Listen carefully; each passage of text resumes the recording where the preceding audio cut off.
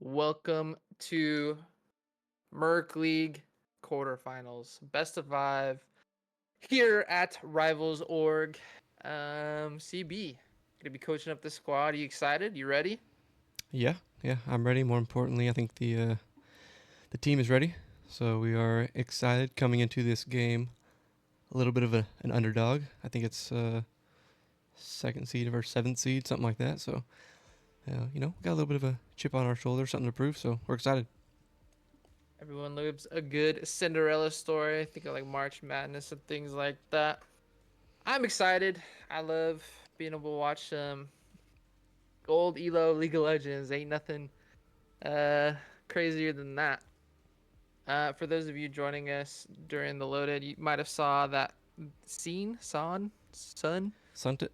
the ad in the bottom left. We do have another clash coming up, hosted by Rivals. It's gonna be January 3rd. Make sure I got my dates right. Mm-hmm. But kicking something up, it's gonna be kind of like the Christmas Clash, a little bit of a variation. I think it's gonna be best of ones instead, just so we can make sure a lot of more people get streamed, and kind of make it a little bit more seamless in terms of how long it takes and things like that. But it'll still be fun. Still got some surprises for you, so definitely make sure to check that out if you are interested. But you're not here for that. You're here for the matchup between Rivals and Rat Tactics. So CB, let's get into a little bit of the lane Yeah, comparisons let's get for into it. everybody. Make sure you pause. We're chilling. Uh, so I believe you have to correct me if I'm wrong. Did Rat Tactics, they had a good amount of all-star showing, didn't they? Let me double check. I wouldn't be surprised. Uh, they were, I think, second seed overall. I want to say. So I think first. I think first seed in their division or side, however you want to say it. So yeah, it wouldn't surprise me. But we have a couple of all-stars of our own, starting with Sloppy McFloppy. Looking at the matchup between RT Coinflip and him, pretty interesting because while Sloppy kind of leads one of the leaders in kills per game, um, Coinflip seems to be like a nice, stable, steady presence in the top lane. Doesn't die very much at all. Is there for the team fights, leading in assists, number one in KDA for top. So what do you see between these two top laners? Yeah, they play a lot of fighters, so I don't anticipate it just being meatball versus meatball up there. But yeah, interesting. One of the top killers and one of the least getting killed. So I think that's one of the lanes to watch for sure. Yeah. So I did double check and confirm. Coinflip is your first team all star in the top lane. Sloppy McFloppy, of course, third team. So an all star matchup for us in this quarterfinals matchup. Yeah, I'm excited to see kind of what these two top winners bust out, what kind of matchups we'll be able to see. Seems like it's going to be a lot of high school matchups, so looking forward to it. But we must move on to jungle. High Gank and Pizanski. Pizanski, of course, what you expect to see in a carry jungler. A lot of variety of different champions that can really 1v9 a game if snowballed correctly. I gank a little bit of a we'll call it eclectic, a diverse, unseen or not very much seen champ pool of his own. Gank, of course, coming in third team all star. Pizanski first team. What do you like about this matchup? What do you expect? What do you not like? Yeah, for all Etc. these, I have to choose my words carefully as we have not started yet, and so don't want Yeah. to give anything too crazy away. But I mean, similar to the top lane, there's a lot of champs kind of on both sides that you don't see a lot. We didn't really Mhm. see a lot of these champs in our own games in the platinum emerald divisions. So it'll be interesting. Yeah, a lot of kill potential coming from junglers. Yeah, I mean, 7.5 kills on Pizanski is just pretty crazy, coming out of the jungle role. But I gank not far behind with the 5, and then of course the assists, gank leading the way in this matchup. But who needs assists when you're getting kills if you're Pizanski? So, um, I like the KP number from Pisanski. I gank not terrible by any means, but almost 70% for Pisanski just means where he's going, plays are sure to follow. So look for Pisanski to lead the way in terms of playmaking for Rat Tactics. In the mid lane, Nicholas and can I remember off the top of my head? I can't. Zelmak. Lots of lots of mages for Zelmak, and then a little bit of everything for Nicholas. What do you like there? This one is, I think, where the top two, at least on paper, we're talking about on paper here for the most part. Uh, the top in jungle, very much stacked up. Here is where I have to stop myself from being biased.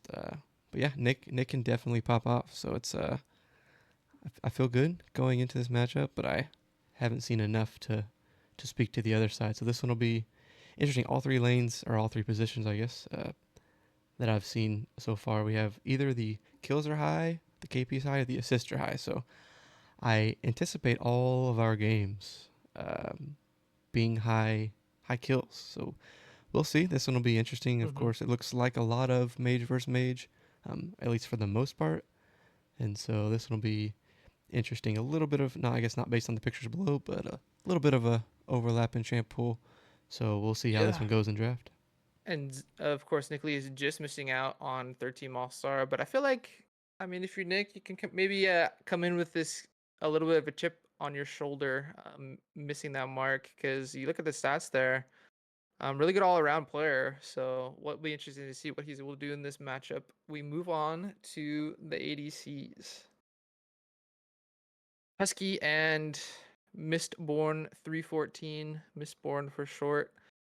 Um, a little bit of a tale of two different kinds of players. I think Mistborn's like the guy's like, give me the gold. I'm gonna carry this team. You look at the kills, the assists, the KP percentage. He wants to be involved. While Husky can do that, has that in his arsenal, but likes to make plays with sauce and toe around the map. Maybe some supportive picks or some team fight oriented picks, as opposed to um, what you might see Mistborn whip out for this best of five. A little bit of. Do you have anything to say on this matchup, or I it's mean, kind of funny they both play Ash. yeah, I mean, I think this is where it really got into as far as our preparation going into draft. Both AD carry and support have I think the two of the most overlapping champ pools. So this is where it'll get a little interesting depending on what side we are and whatnot. Uh, but yeah, I think you pretty much covered it. Sweet. And last but not least, what is the bottom lane without their support? Um, it's gonna be Sauce and Mashy Sauce. So, kind of funny there that we have similar names. Uh, Sauce on rival side getting kills, man. Number two for supports at 1.7. But the assist numbers for Mashy Sauce incredible, 15.43 per game. Really high up there. I feel like him and the jungler, of course, Bazanski, probably making a lot of those plays together in tandem as that jungle support duo.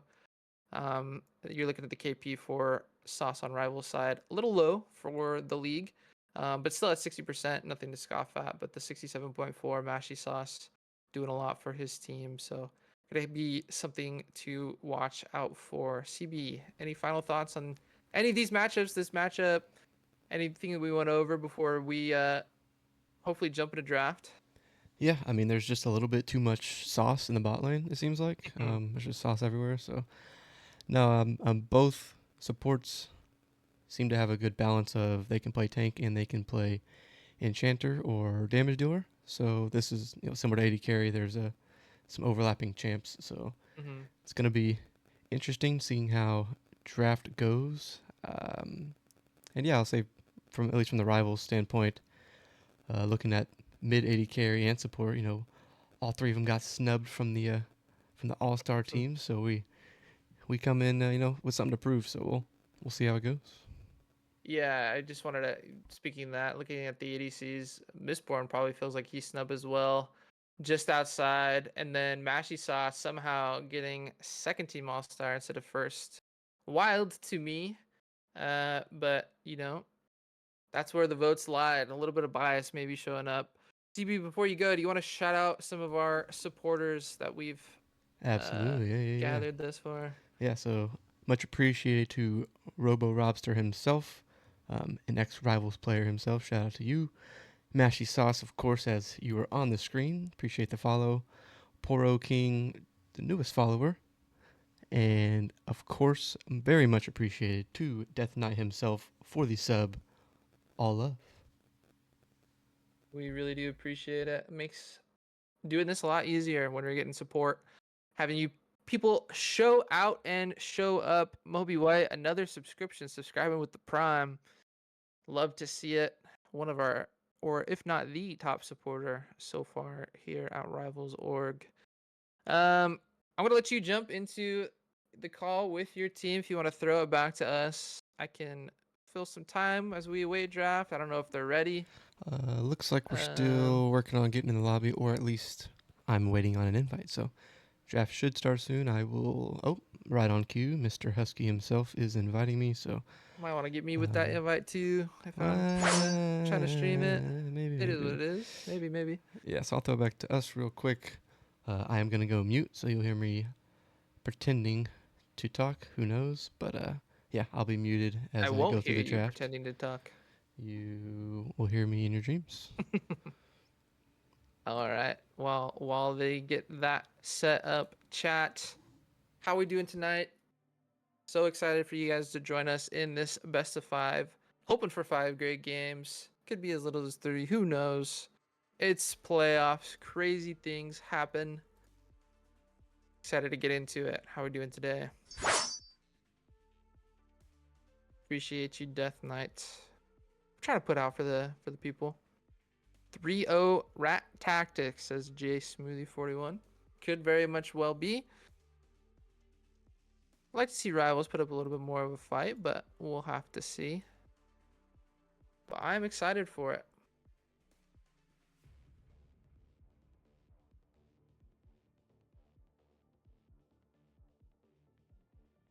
Ooh, we get hit with the draft lull. Let me see if I need to update anything for us for draft lull. Apex, obviously, we are partial to. Let me do this for real quick for Cody. For Mr. CB himself. Uh,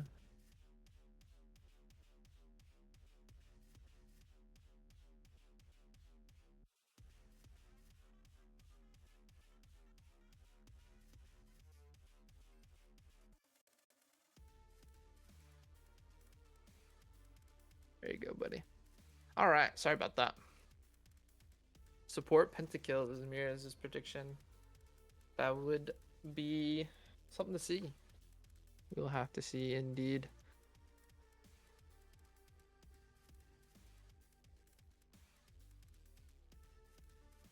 As we wait the draft, what do you expect to see from these two teams? I expect to see a lot of action from Pizanski. It'll be interesting to see what Rat Tactics plays for early. By that I mean like what neutral objective, what are they trying to accomplish in terms of draft, in terms of stacking drakes, do we want 6 scrubs, etc. But I expect him to be a lot of places very often. So it'll be interesting to see how Rivals responds either through draft or through gameplay. Do they want to match? Do they want to seed early, play for scaling? Do they want to go toe to toe? We'll have to see.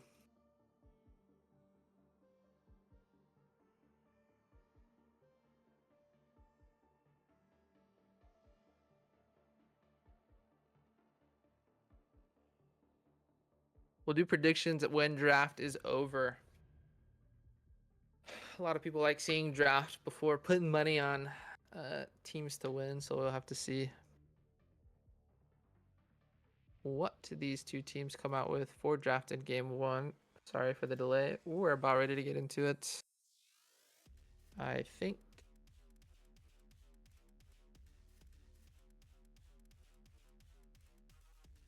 we'll have to see.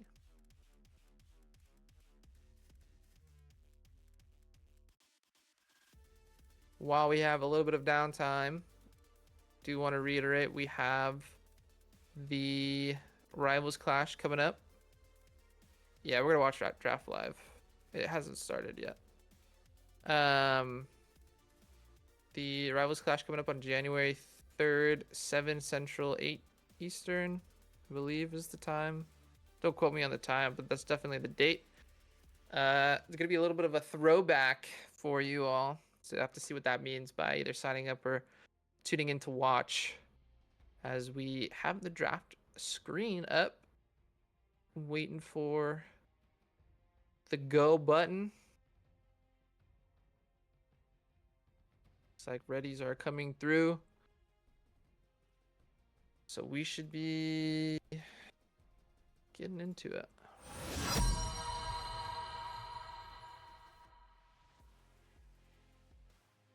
And we are live. 40 seconds on the clock for the bans and picks. Rivals on blue side, tactics, rat tactics on red, RT. Rat tactics, of course, having the side select being the higher seed, opting for red side game one. Wukong hovered and banned away. Don't know if that's a flex ban for rat tactics or if it's just a jungle ban, but Wukong is off the table. Syndra, Nicholas not going to be able to get his hands on a favorite pick of his. Aurora going to be banned away as well. So hard targeting Nicholas is rat tactics. Meanwhile, on the other side, Rivals banning away the Tom Kench.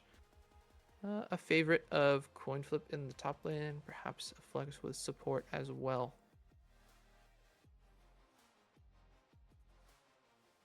Last ban's going to be Gwen for Rivals. Don't want to see that pick in the hands of Pizanski. Obviously, his favorite champ according to his OP. And I gank slash Sloppy's Mordekaiser banned away from Rivals. So what will Rivals open the draft phase with? Will be interesting to see the Ashe favored by both these teams on the table. Could also see a jungle pick, maybe perhaps a takeaway. Don't expect to see any of the solo lanes early, but who knows? Could throw a curveball out here. Clone Gerbs, thank you so much for the follow. We really do appreciate it. Thanks for stopping by, coming in, saying hi. Are you from Murk League, Mr. Gerbs?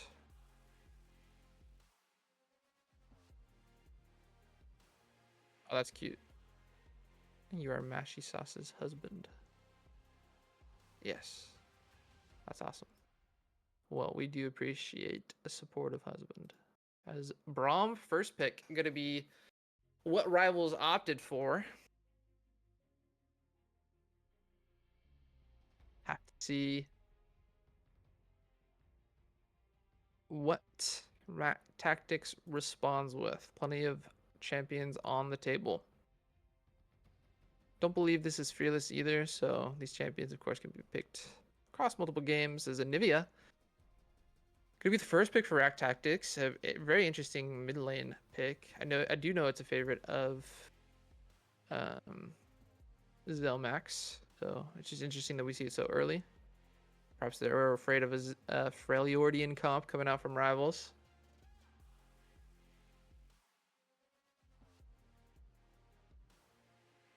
"13 seconds left on the draft. Pick for Rat Tactics. Senna gonna be the pick. Okay, so an interesting comp developing for Rat Tactics. Of course, Senna could be abusive in the lane that Braum is in. Braum not having much range to his name. Of course, try to poke with the Q, but could be bullied early. So we'll have to see how Rivals plays around that.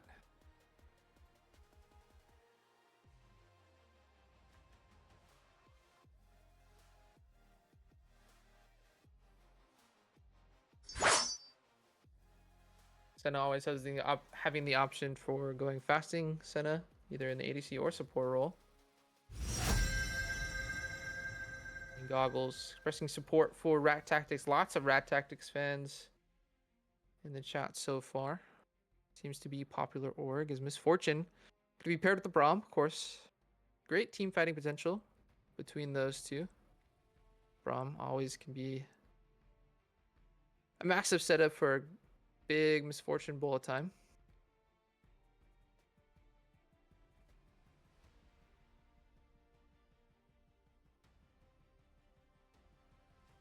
Sejuani gonna round up the first pick phase. Full rivals here in this game one of quarterfinals. So lots of team fight. Potential pick coming out as well between the Braum and Sedge passives. Passage of Sejuani E obviously and Braum's actual passive. So Rat Tactics has a chance to respond on this R3 pick. Of course, R3 have a variety of options you can go. You could pick for top and away 2 counters. You could pick for what you've seen from rivals so far, and it's just going to be the Ashe to be picked for Rat Tactics and Mistborn, a favorite of their AD carry. Fiora on the chopping block, banned away by Rat Tactics. Ashe, of course, a old counter, considered a counter to Misfortune. Braum should be able to help, but Misfortune, you plant your feet for your bullet time. Easy ult for Ashe, so have to be tracking that cooldown if you are rivals.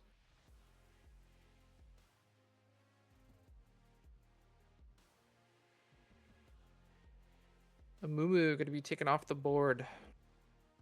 There's a lot of jungler bans to go Pazinski's way here in the second phase. Is Victor going to be taken off the table as well?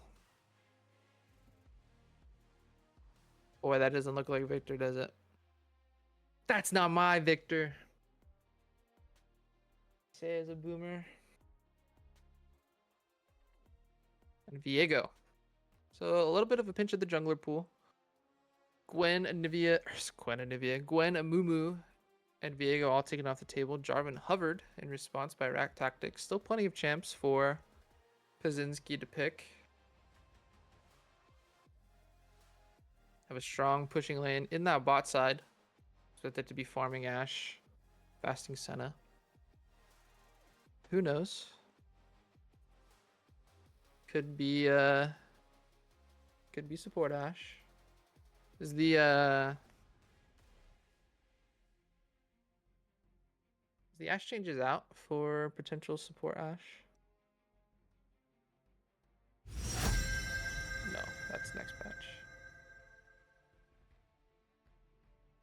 Draft crashed.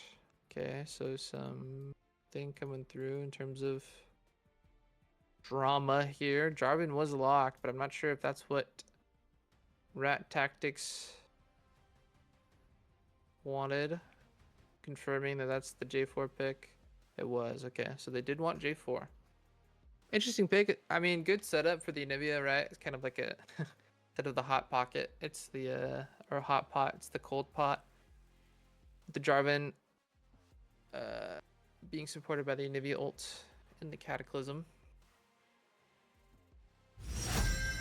Orianna could be the pick for Nick in the mid lane, opposite of that Anivia. And Abessa, blind picked by Sloppy. R5 top available for Rat Tactics. I don't imagine it's going to be a Jarvan flex between Coin Flip and Pazinski. So we'll have to see what the counter is. Obviously, status quo would be the Renekton instead, because Sante hovered.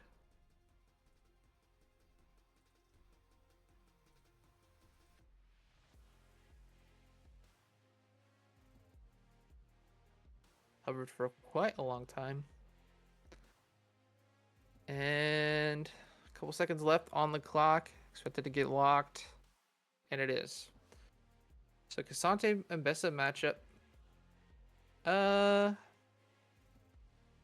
Just looking at this lane vacuum, I feel like Mbessa probably has a little bit of easier of a time into that pick, but if Cassante gets ahead, could be very scary.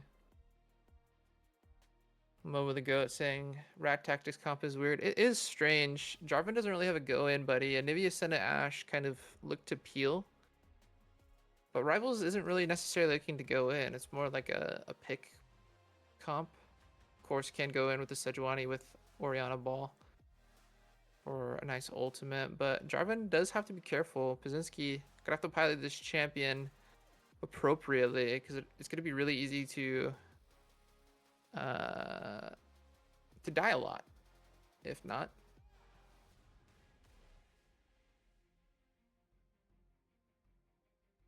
Meanwhile, Rivals pretty much a 4-1 comp. Good team fighting. And Bessa lots of backline access to the squishies of Rat Tactics. So we'll be interested to see how Mike, the check, Senna check. and Ash position. CB back with us. Looking at the comps, what do you like to see? What's standing out to you? We have at least three, I would say, people on some of their best champs. Uh, I will say their first pick in Nibia. I didn't see that coming. So I don't know. I don't know. It's either gonna be really good or really bad, depending on they must know something. So, but yeah, they have some poke. We have some little bit more front line. We'll see how they build on J4 and who wants to play what. We go in team fights. We go in split. I don't know. Overall, I feel pretty good about the draft. Yeah, a little bit interesting. Momo in the chat saying Rat Tactics comp is like half front to back and half hard engage. I'm assuming the Jarvan and the Cassante make up the hard engage half. Anivia, Senna, and Ash do a great job of peeling and staying alive, but if the Jarvan and Cassante aren't careful, the follow-up might not be there. Meanwhile, on rival side, it's pretty much your quintessential 4-1 team fight comp. Best on sides. Will be interesting to see how these teams actually execute in game one. Could be a long series, best of five. So the time to experiment or try things out is now. Maybe that's what Rack Tactics is doing with that Anivia first pick.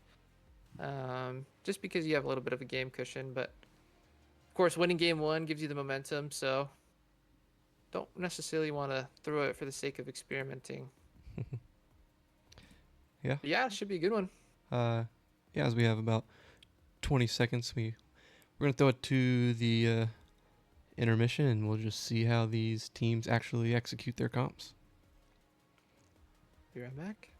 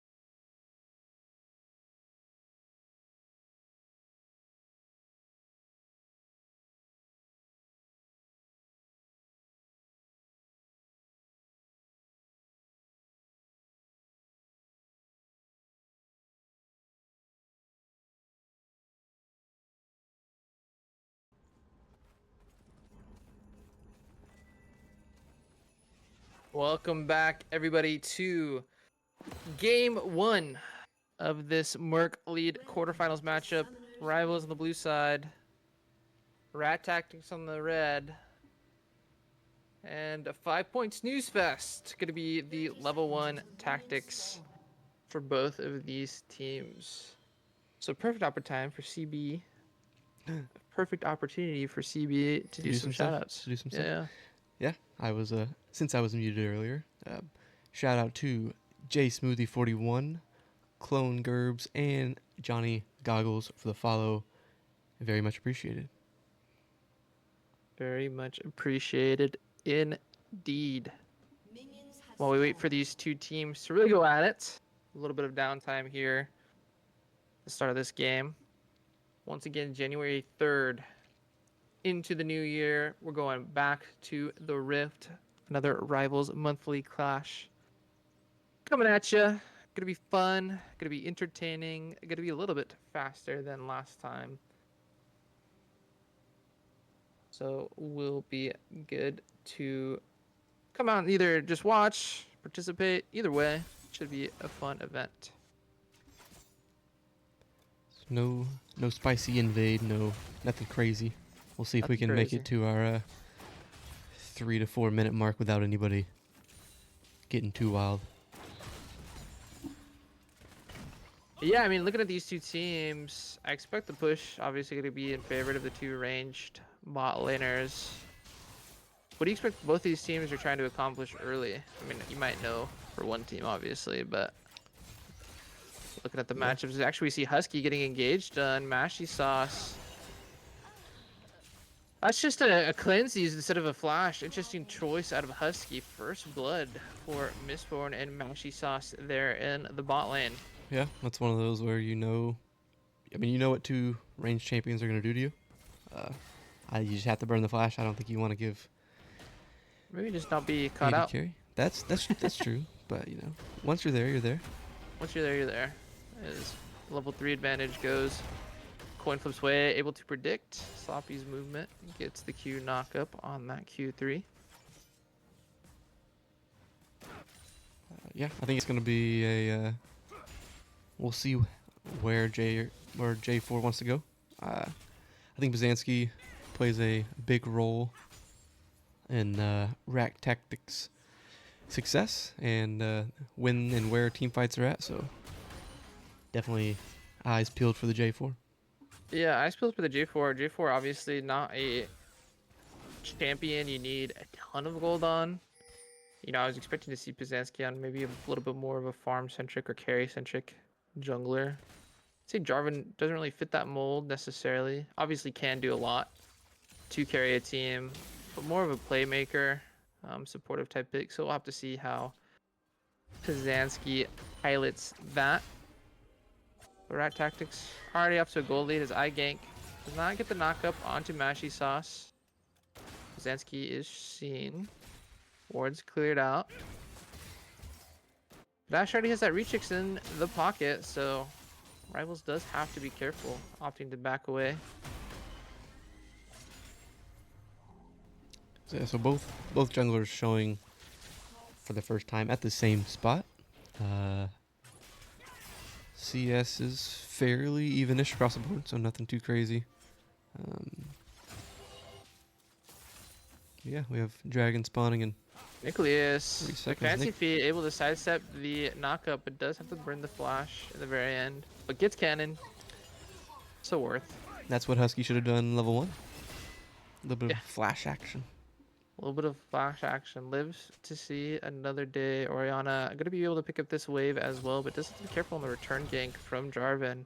Sejuani spending a lot of time in that top lane tri-bush, waiting for something to develop. Actually going to be shown and seen. Going to find the knockup with a great flash. Coinflip going to be stunned up as well by iGank. Flash being used to secure Coinflip's life, but Jarvan there to escort his top laner. So flash for flash, all said and done on the top side. Sloppy does have a little bit of a freeze developing as Sauce and Husky. You gotta be careful. So much slows coming out from Mashy, Sauce's Senna, and Mistborn's Ash. You almost think, you know, Misfortune is pretty common to go Swifties. You almost think it's good that that's the case because, I mean, you really got to be careful in this lane as we see Poke coming out. Yeah, and luckily they are pushing the wave for a little bit for rivals. It's slowly coming back towards them. And that's really all they want to do is just survive the lane for Husky and Sauce. Misfortune, of course, didn't have any gold when she was forced back to level 1. So Yep. a little bit of a item difference as we see a fight in the top lane. Just a little tickle. Just a little bit of a trade. Level 6 for both of those champions in the top. We're looking pretty strong once you hit 6. You get the Omni Vamp, or the physical Vamp for Ambessa, and then of course the ultimate on Cassante. A little scary for most to deal with, as huge wave crashed into this bot side. Lots of dragon pressure. Byzantsky opting to go to the Gromp. I feel like that's a little bit of a missed window for him. As we see, the Grub's going to be secured by Rivals. We'll have a little bit of time to get into the dragon side if they want. It is a first dragon Chemtech, so maybe it's just going to be a neutral trade. Coin flip with that, without that flash does have to be careful. Sejuani on the back side of the lane. Kind of a weird angle to try to approach a gank Yeah, that's for Sedge. a big terrain to attempt to go through. So unless Cassante pushes this wave, gonna be tough for Sejuani. Sedge just gonna opt to go up there for the red buff. We'll see if she can get it. Should be secured with J4 still bot side. No vision for Rivals in the bot lane. No Riven, no Riven, no vision. Definitely no Riven. Ash. About to tick over to level 6. It should be the cannon plus 3 minions. So Husky and Sauce got to be aware of the potential angle. Nicholas doesn't have flash. Jarvan heading that way, but iGank is behind his mid laner. Nicholas hits a 2-man ultimate. Zelmak gonna be forced to flash away. Pizanski gonna be stunned up and taken down by Nicholas. iGank missing on the charge, but does hit the ultimate. Zelmak gonna be popped into the egg form. Nicholas has to be careful. I don't think there's enough damage in the pocket. Yeah, so I think Gank should. Oh, it does get the stun. Has the red 2 buff. feet planted. And ult comes through. Zelmak gonna have just enough with that Sen ult to back away. 1-for-0 trade for Rivals. Great ultimate by Nicholas. All of that without his flash as well. So yeah, and I mean, hindsight 2020. Maybe you think if Nicholas was attacking the egg, maybe they do enough damage, but I don't know. He's 1 opting to play HP, safe. no mana. Just the egg. Just the tip. Yeah, just yeah. Get a little nervous though. The Senna ult probably had enough to take out the Ori there, so Yeah, safe can't play. fault the play. Yeah, safe play. We tied in kills. Neutrals were traded. A little bit of a gold lead for Rack Tactics. Most of that coming from the CS advantage down in bot lane. Gank spotted out by the hawk shot. Great use by Mistborn. Looking at these timers, a little bit over 2 minutes for Ocean Drake. And I think it should be about the same timer for the next set of grubs, if I'm not mistaken.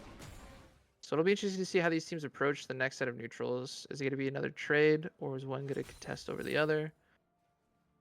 I feel like it's the 4-1 comp. It'd be nice to get 6 grubs for Rivals, but not entirely up to them, depending on how... As we see Sauce, great roam, gonna stun up the Anivia, stop the ultimate. Nicholas gonna find an easy ultimate into Sauce ultimate as well. And the dubstep ignite for Sauce! That's a thirsty support securing And that's why a kill. We see Mr. Sauce himself. As we see the ultimate come out from Sloppy. Gonna be knocked back into the tower by Coin Flip. Coin Flip with a great outplay, use of Flash. Cassante thinks. Sloppy was not prepared for that. Looked like it was gonna be a 1 fight. Ultimately, ends up losing. Yeah, just too close to the tower. Too close to the tower for that. Of course, Sauce picking up the kill. That's why he is at the top of the leaderboards for support kills. Ignite diff. Yeah, ignite diff indeed. Water secure the kill. Kill secured. Never stolen. These teams starting to loosen up a bit. Kills going both these teams' way. Gank on the bot side of the map. No vision for the other team. A great ultimate from Gank. Mistborn having to immediately burn the flash. Mashy Sauce burning the ultimate as well. The slow will find its mark, but Mistborn in the mist of Mashy Sauce, and the Gank just got a little too aggressive as Husky gonna flash forward. The bearing to be used by Mistborn. Mistborn able to stay alive. Now with the double bust, has to be careful. Being healed up by Mashy Sauce. Sauce and Husky going to back away. That's just a little bit of greed from iGank. On the opposite side of the map, Kazansky says, hey, Gank's back to base. Gray screening. I'm going to pick up this next set of grubs, so doesn't look like any Voidlings are going to go either team's way. We'll see in if game Ori one. can catch him. Sauce has flash. Not going to use it. Not going to use it. The ultimate not quite available for Sauce either, so. Yeah, I mean, a lot of good plays for Rat Tactics. You'd like to see Husky step up a lot faster there if Gank's going to go for that play, and or ult a little bit faster. And then should just be a little bit of a poke here. It's just strong. Uses the ultimate immediately. Gonna take Selmac. So less than 50% HP. Nicholas about the same percentage of health. Selmac taking low. It does find the stun onto Nicholas. Gonna find that E, but great use of the shield of the Ori ball. Means that Nicholas down in health, but has that mana advantage. So Nivea gonna have to back off. Has the TP to get back on the map. So does Nicholas. Has a flash advantage, so I expect a fight to maybe develop around this dragon, as Gank is pathing that way, but we'll have to see. Yeah, the Ashe ult is now back up. Senate ult has a little bit of time left. So we should see Nicholas just back here playing it safe. Dragon is up. And with that Gank play from Gank on the bot side, did not secure the 6 grubs, so it will be split 3-3. And we will see if rivals can split the dragons 1-1. Everybody's back in lane, so we'll see if we get a dragon fight here shortly. Yep, Zelmac, of course, the pushing power of the Anivia, dropping the ult on the wave. Gank could be spotted out by a ward. Both these teams posturing like they want to fight for this dragon. The Sejuani, Braum, all ults available, as Nicholas should have that Oriana ultimate shockwave. As he sees Zelmac, Zelmac gonna find the stun onto Nicholas. Nicholas to be careful. But on the bottom side of the map, Zansky taking extremely low. Great shield by Sauce. But it's 1-for-1. Misfortune traded for Jarvan, and rivals losing out on the extended fight. Sauce backing away, jumping towards Gank. Great shockwave is going to find 2 by Nicholas. Mashy Sauce going to be taken out in the frame. Mistborn, the next to go down. Trade kill onto the Oriana for Zelmac. Zelmac going to be beaten down by a bunch of beefy champions. Egg is popped. Sauce on the opposite side, walled off. And I don't think they have quite enough damage. Sauce does have to be careful. Going to be stunned up and E'd by Zelmac, flashing away. But Zelmac going to flash to secure the kill. And Gank's not going to be able to pick it up. Going to be stunned, EQ'd by Pizanski. And so the Dragon and a whole bunch of kills going Rat Tactics' way. A little bit of a trade for rivals, but I think it's a net positive for Rat Tactics. Yeah, definitely an overstay. They wanted that kill, had their eyes set on it. Sometimes you just have to get Anivia into her passive and say, that's all we're getting. That's all we're getting for now. So nice Oriana ult, but yeah, a lot of slows from Rat Tactics and J4 getting back to the fight just in time. The Anivia susceptibly or suspiciously tanky, especially when being beaten down by tanks. Not a lot of damage between Braum and Sejuani, so we're looking at the gold leads here. Sejuani actually up on Jarvan despite the CS discrepancy. Only by about 200 or so gold. Bot lane is where most of the gold lead you see for Rack Tactics developing. A little bit in top side as well. As Nicholas dodging up the stun, but taking a lot of damage from the Anivia ult. Gonna be rooted up by Mashy Sauce, but nothing's gonna come of it. Jarvan on this top side gonna be spotted out by a red ward. Rift Herald is the next play. Is Sauce and Nick gonna be stunned up, so Sauce's ultimate gonna go wide as well. Easy kill for Zelmak and Mashy Sauce. Yeah, just a weird 2v2 ARAM for what seemed like no reason for the side of Rivals in that mid lane. And Sloppy doing their best to kite away from coin flip as we see Anivia, or sorry, too many ice champs. Mistborn finding the enchanted crystal arrow and a kill onto Husky. 1v1 the ADC solo bolo. As on the top side, Sloppy having to flash away from the rest of the Rat Tactics members. So Mistborn going to be able to find the first tower of the game on the back of that play. And on the opposite side of the map, his team going to find the Rift Herald. So we quickly see about a 5,000 gold lead ballooning for Rack Tactics here in this game 1.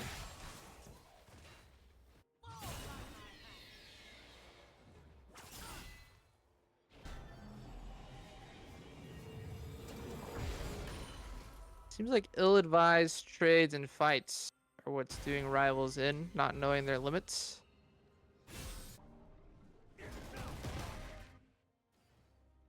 But game's not over. The objective bounties are available for Rivals. Lots of gold on the map for them to secure. A couple of shutdowns as well. Coin flip. Zelmak. So have to see how Rivals responds, but so far, Rack Tactics firmly in the driver's seat. Yeah, and we see 3 pink wards on the top side for Rat Tactics. Definitely need to get those cleared pretty soon. But Dragon's coming up in 50. We'll see. Ooh, great ultimate from Gank. Gonna stun up Mashy Sauce. Ultimate shockwave from Nicholas as well. Husky able to secure the kill. Dive developing as a great ultimate from Sauce finds both members of Rack Tactics. Double kill for Husky.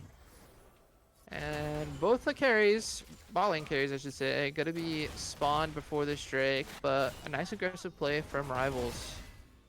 Yeah, and we would think they would, if they can push mid for the tower, they go that route. But Anivia is very pushed up in the bot lane. Yeah, but Gank's the only one here so far, and this Anivia already has 2 items in the pocket, so Gank has to be careful. Doesn't have the ultimate available either. Zelmak actually get a TP away. I don't know if Gank knows. So Zelmak able to secure their own life. Saw that Rivals was coming down, and so Byzantsky and Zelmak now in this mid lane have the Herald available with Dragon spawning. It's going to be popped. That's a lot of pressure in mid. So what will Rivals do? Sauce spotted out by the Hawkshot. Zelmak take some poke from the Dragon as well as some Rivals members, but position advantage goes to Rat Tactics. Coin flip is already down here. Bessa is going to be late to the party. Orianna ult did just come back up. Q goes wide from Zelmak. Gank is in the pit. Able to steal the Dragon. A 2-man shockwave from Nicholas. Ultimate comes through Sloppy. We have a split fight. Sauce is immediately taken down. Sloppy in the middle of 5 members with Gank. Both taken low. Both taken out. That's 4 kills for Rat Tactics. That's a TP in the mid. What I expect to be a Baron tank, but Byzantsky searching for the ace with Mashy Sauce. Nicholas rocking straight into the root, and that is a drag for an ace. And I think if you're Rack Tactics, you take that trade any day of the week. Mid lane tier 2 going to be down off of a decisive TP. It looks like bot lane tier 2 going to be soon to follow. Yeah, and just a fight that Rivals felt like they needed to take, but I don't think you take it. You don't have the Misfortune ult up. You don't have the Braum ult. I don't think the Sejuani ult was up. Yeah, you were late to the fight. You didn't get a chance to set up, so that's one of those where you unfortunately just have to give, but they opted to fight it and paid the price. Did get the Dragon, but like you said, I don't think that's a worthwhile trade if you are rivals. So Yep. quite a gold discrepancy now as we hit the 20.5 minute mark. Uh, yeah, not looking good for rivals in this game one. Yeah, I mean, if that's gonna be the play, I think you just position aggressive as rivals, like feign like you're looking for a fight, and then just let Gank look for the steal, which he actually did get. He was able to get the steal with only himself going down. Would have been a little bit more worth for rivals instead of the ace does come through. Leads to 2 towers being taken. And about an 8k gold lead for Rack Tactics. Gold lead, obviously only one part of the story. I like looking at the items, and you see pretty much at least an item advantage in every lane matchup, respectively. As coin flip, go to trade aggressively in a sloppy. Sloppy trading back. It's a battle of 200 years up here as Gank, the ultimate, having to be flashed away by coin flip. Interesting. Oh, I wonder if the W is down, but even if the ultimate does hit, Rad Tactics was near enough by to where I think they probably could have taken a fight. Zansky shown on the sword. Sloppy has to be careful. 4 members of Rad Tactics looking to dive this top lane.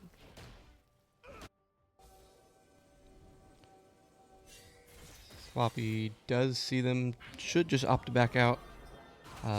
3 members of rivals going to the top lane. You would like to see them just push in the mid wave, but looking to save this top tower. Looks like the enough pressure was shown to do so, but Nicholas in this 1v1 on the bot side gonna kite away, has the speed up of Oriana, so Zelmak not able to find the kill, but lots of damage done. Yeah, it looks like Rivals chasing Rat Tactics around the map, while Rat Tactics willing to play that cat and mouse game. Just going to take gold where gold is available. So it was about an 8k gold lead. Now you're looking at about 9. Slow and steady for Rack Tactics is the name of their game, as we see. It looks a lot more interesting than it really is up in top lane, this trade. A bunch of dashes and knockups. Yeah, but not a lot of No, damage no so damage. far. Yeah.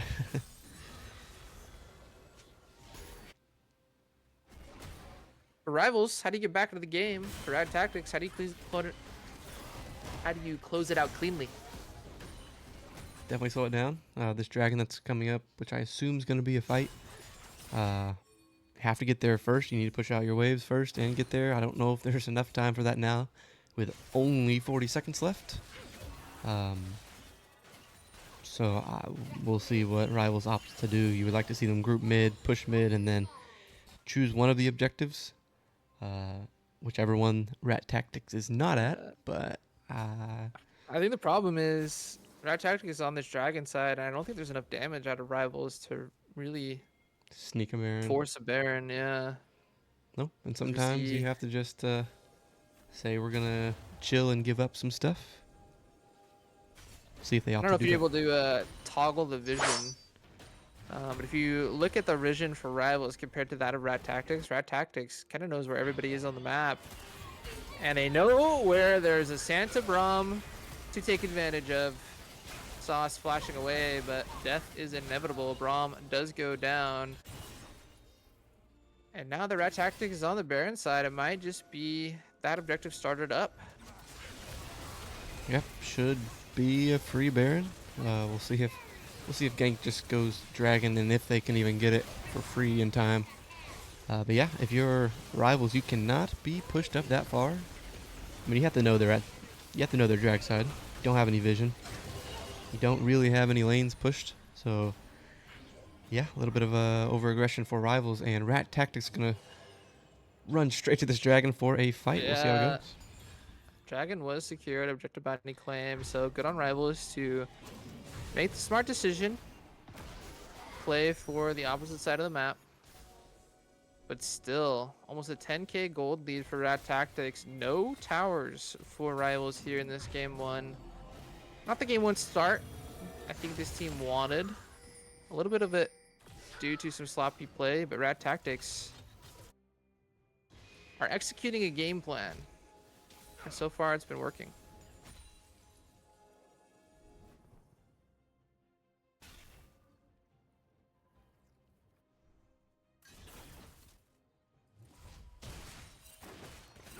Now, Rivals awaits the Baron push.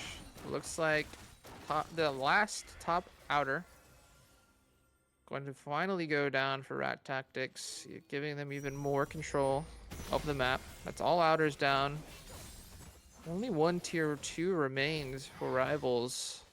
I feel like you just gotta look for a pick if you are Rivals. You have the Sejuani ult available. Nicholas does have 2 items. Can look for a good shockwave, but things looking bleak for this Rivals squad here in game 1 as Husky forced to flash away. Great wall from Zelmak. Gank does find out Mistborn, but Sloppy not wanting to take that fight as Nicholas flashing away. Zelmak getting 2 flashes from Husky and Nicholas respectively as Braum doing Braum things, tanking the Enchanted Crystal Arrow, but Kazansky is here, does find a great Cataclysm, slopping the Floppy, trying to put pressure on the backside, but does go down. Not enough damage in the Umbessa's kit so far. And pretty much uncontested push as Husky. No flash. No flash. Does have the cleanse. Opts not to use it. Easy kill for Zelmak. Nicholas looks on as Rat Tactics gonna find the first of the inhibitor, or the towers there in base. As Kazante doing Kazante things, finds 2, double kill, flashing forward, searching for the Orianna. But I think that's game 1 for Rat Tactics. Rivals needs to regroup and do it fast because a little sloppy here in game 1. Yeah, maybe a little warm up action, but yeah, not a super close game. A demanding game 1 win of this best of 5 playoff series. Yeah, a decisive win for Rack Tactics in game 1. Decisive win indeed. Played the map to perfection. We're going to throw it to a quick intermission as we get ready for game 2 of this quarterfinals matchup in Murk League.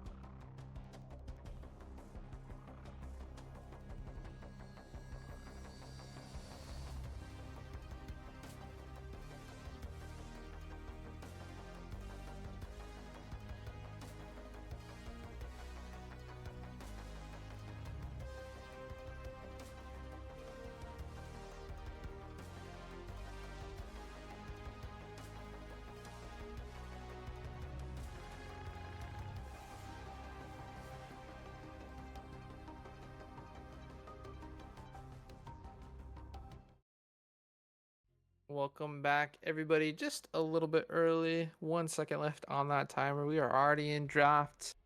Rivals going red side for game two after convincing game one victory from Rat Tactics. Gonna have to see how Rivals regroups and respawns. Syndra already taken off the board. Wukong. Could be the same bands so far from both of these teams. Nicholas not getting either of his preferred champions, it seems. Lots of ban pressure going his way. Was still able to find some success on the Oriana.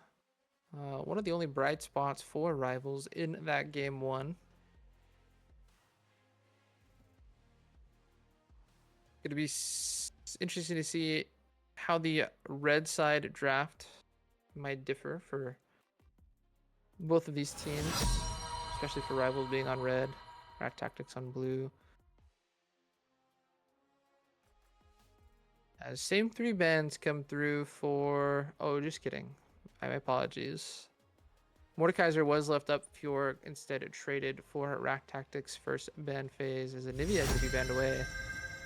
Don't have a blind answer. Mordekaiser are going to be instantly locked by Rack Tactics, taking away a champion from Rivals, also preserving a potential flex.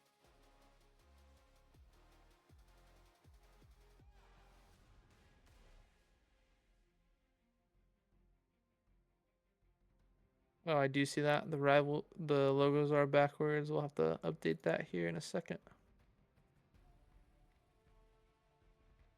CB's pulling double duty.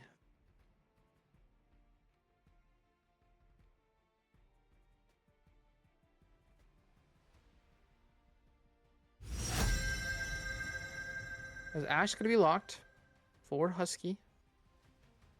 So Husky, a little bit of a tough showing in game one.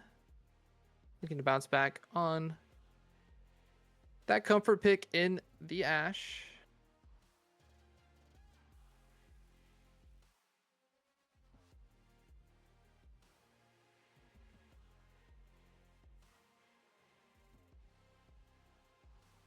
For those of you just joining us, the logos are backwards, but I will tell you which side each of these teams are on. No pressure. No worries. Final seconds tick away for this second pick. And it's going to be Sauce's Zyra locked in. An oldie but a goodie pairing for this duo in the Ash and the Zyra. While we await Rat Tactics' next picks. Gonna shout out Juice Box Drizzle, UG, and Splatinum 12 for following. We do appreciate the support. Right now we're streaming a best of 5 quarterfinals match between Rat Tactics and Rivals. Rat Tactics racing off to a 1-0 lead. Swain hovered and locked for Rat Tactics for their second pick of the draft. Just awaiting their third now. Lots of AP AoE slows, potentially, for Rack Tactics here. Going to be interesting to see how Rivals picks around that. So far, I feel like their picks could favor that. Ash, of course, a little bit of self-peel with the slows and the autos. Zyra, of course, once they have the Rylai's in the pocket, going to be slowing as well as rooting. Okay, add more to the AP AoE. A Mumu locked in for Rat Tactics. Not a lot of range so far, but if this team gets on top of you, could spell trouble.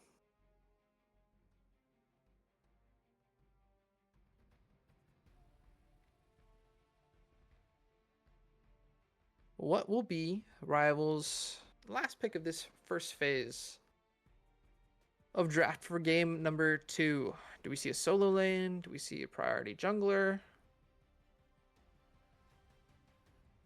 Good amount of damage and CC utility between the Ashe and the Zyra.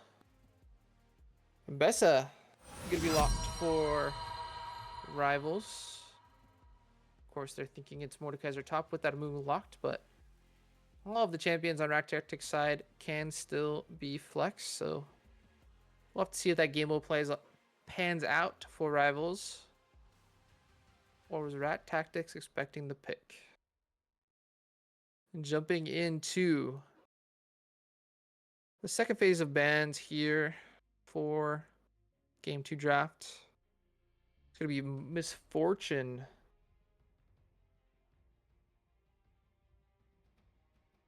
Banned away from Mistborn. Victor going to be banned away, of course. Same exact bans for Rack Tactics. Didn't have to ban away the Mordekaiser. Said B1 picked it. So we will see a unique fifth ban from them between these two games.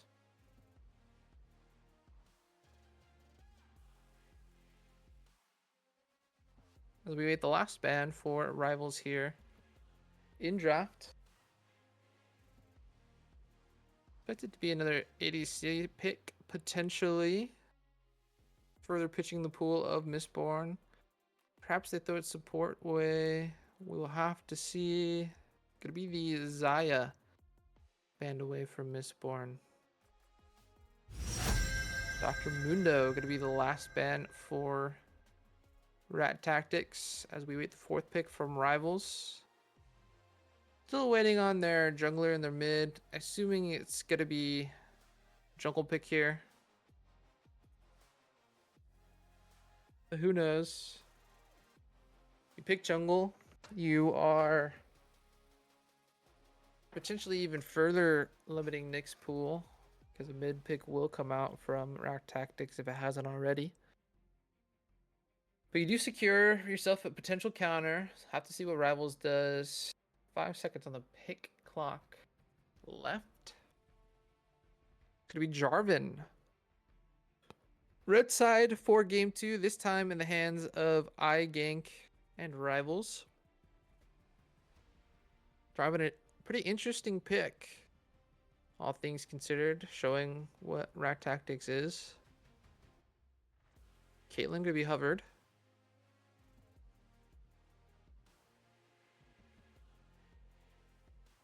All about the bot lane push was game 1 for Rack Tactics. With the double ranged. Caitlyn, no stranger to that tactic. That rat tactic. Get it? Pretty good. You guys can laugh.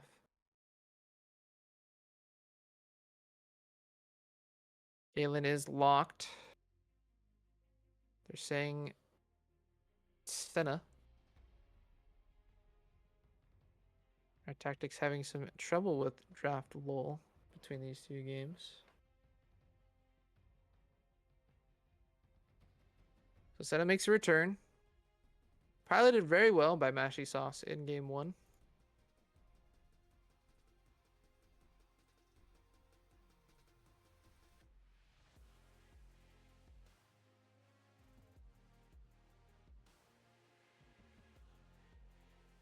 Going to be paired with what looks to be an Ezreal. And that is locked. So Mistborn going to be piloting an Ezreal into what Rivals is showing.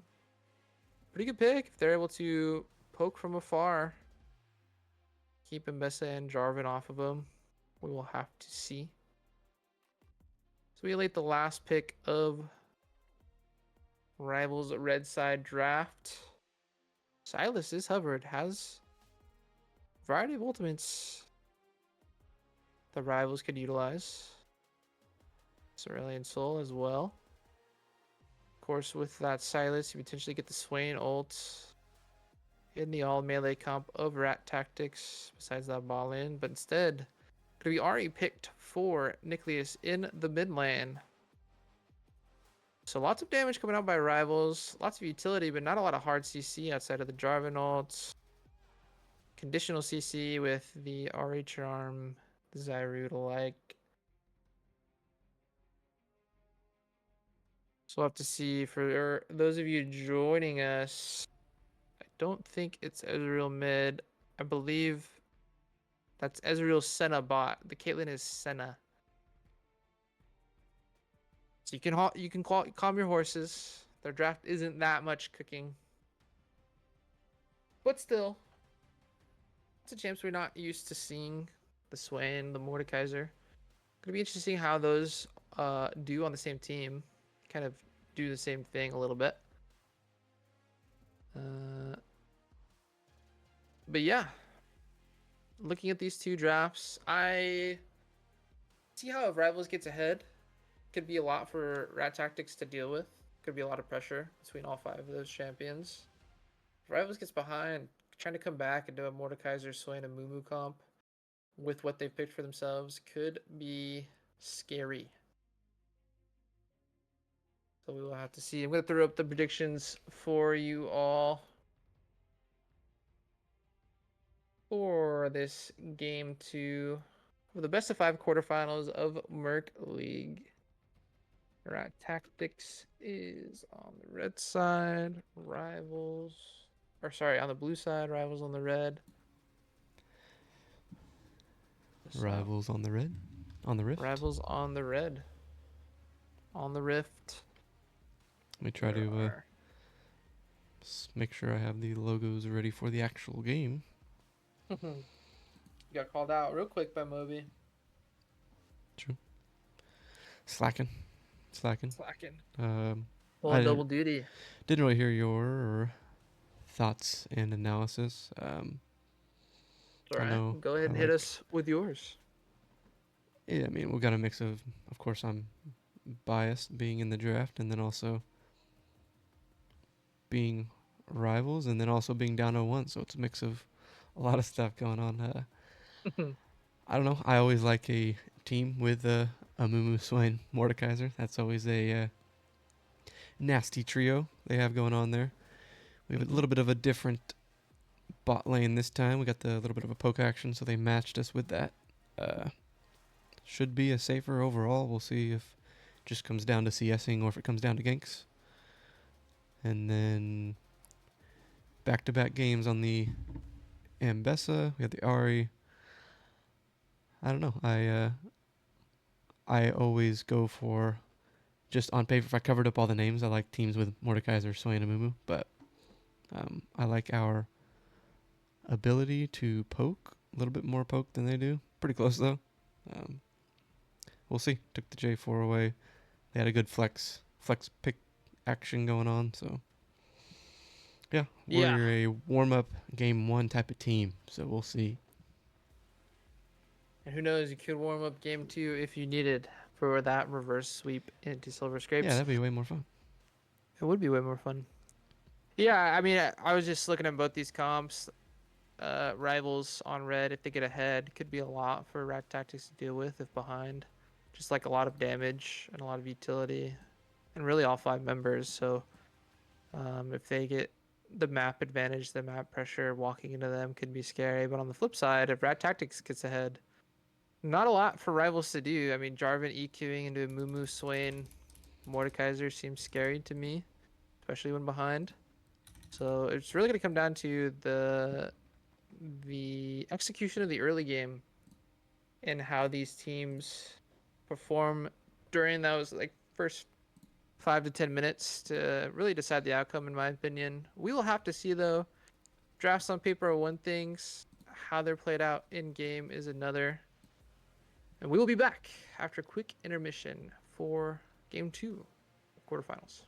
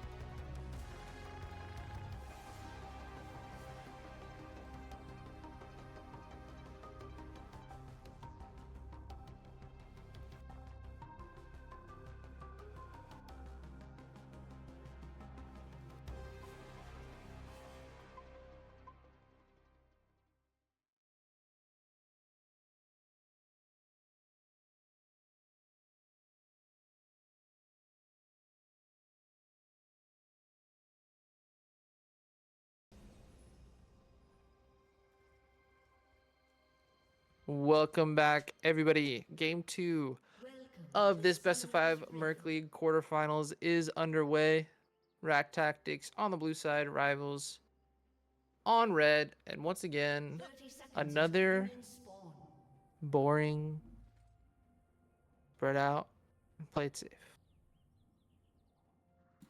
Yeah, we Jeez, want to see indeed, the man. where's the level 1 everybody runs into mid lane. Yeah, That's what just we a want to level see. 1 Amumu Q.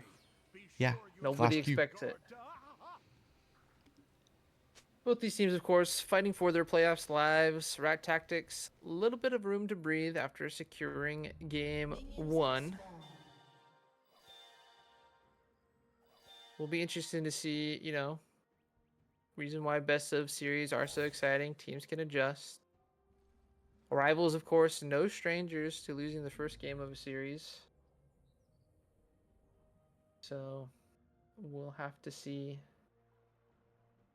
if they're able to bounce back and even the series up, or if Rat Tactics will take 2-0 lead.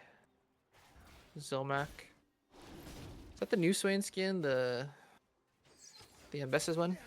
The red one? Oh, spoilers. Yeah, true.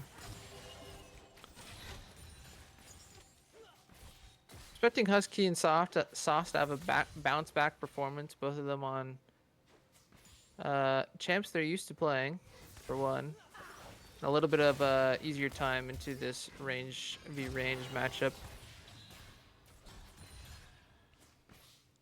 Yeah, should just be a poke fest. We shall see. We do see J4 on the red side once again, just a different team.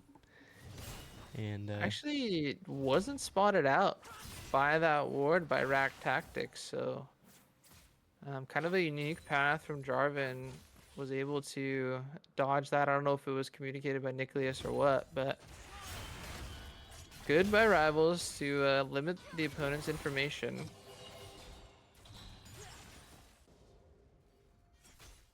But so far, I mean, it's just standard early game. As we see, Zelmak has been able to hit a fair share of the never moves, getting some health.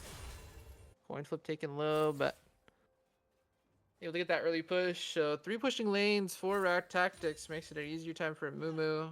Gonna be bouncing back as a Mumu crosses over to level 4. Mistborn and Mashi do have to be careful. Driving on the bot side of this map here. A little bit of a freeze between Sauce and Husky.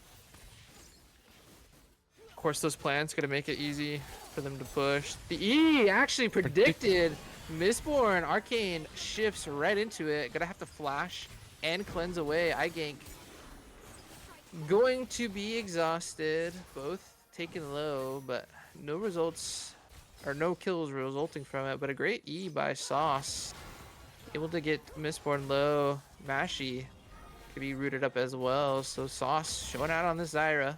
Has to be careful though. Really low. yeah, a bunch of close calls, no actual kills. We'll see if Nick gets picked by Byzanski. Just a wee bit outside. I mean, Ari felt that. A little bit of a Bandage tickle. toss, just a little bit of a tickle. As Jarvan gonna be the next jungler to pay attention to mid. Won't find the EQ. Never move. Gotta find the Jarvan as well. So Zelmak has been consistent on this never move. I think Swain, one of, if not the most played champion by Zelmak in terms of his OP.GG, but way better early game from Rivals so far when comparing this to game 1. Yeah, no early first blood, so that's always a step in the right direction. No early kills. Dragon is about to spawn. We'll see which team wants Dragon and which one's gonna go for grubs, or maybe we fight at both. Maybe Mountain Drake on the table. Of course, one of the better early drakes you can get. Grubs, though, could be important for both these teams. Is the never move did hit, but the Vision of Empire just a little bit outside. So Nickly is going to be able to walk away with his life, not having to use any summoner spells. Has the TP to get back on the map quickly. The bot lane push is going to go Husky and Sauce's way as Mistborn and Mashy Sauce are in base. So it looks like all things reporting to Rivals first Drake. Don't you Ping's coming cast her? out. Don't cast her curse. Ping's coming out by Ragtac. It's going to be spotted out by Swain's Vision, but should go uncontested. Mumu already pinging that. Hey, we just got to trade these neutrals, but not going to be done very quickly. So I think Bazensky going to clear out his blue side. Swain is like 10 for 10 on ease. It seems like. Ooh, actually big by Sauce to stop the back in the mid lane. Going to delay Zelmac's ability to contest these grubs. Both supports, of course, have moved up. Mashy Sauce doesn't have the exhaust available. The first grub will fall to Rivals. Byzantsky is here, but Sloppy Move Boppy is level 6. Had the first move in top side, so looks like 2 grubs will be secured.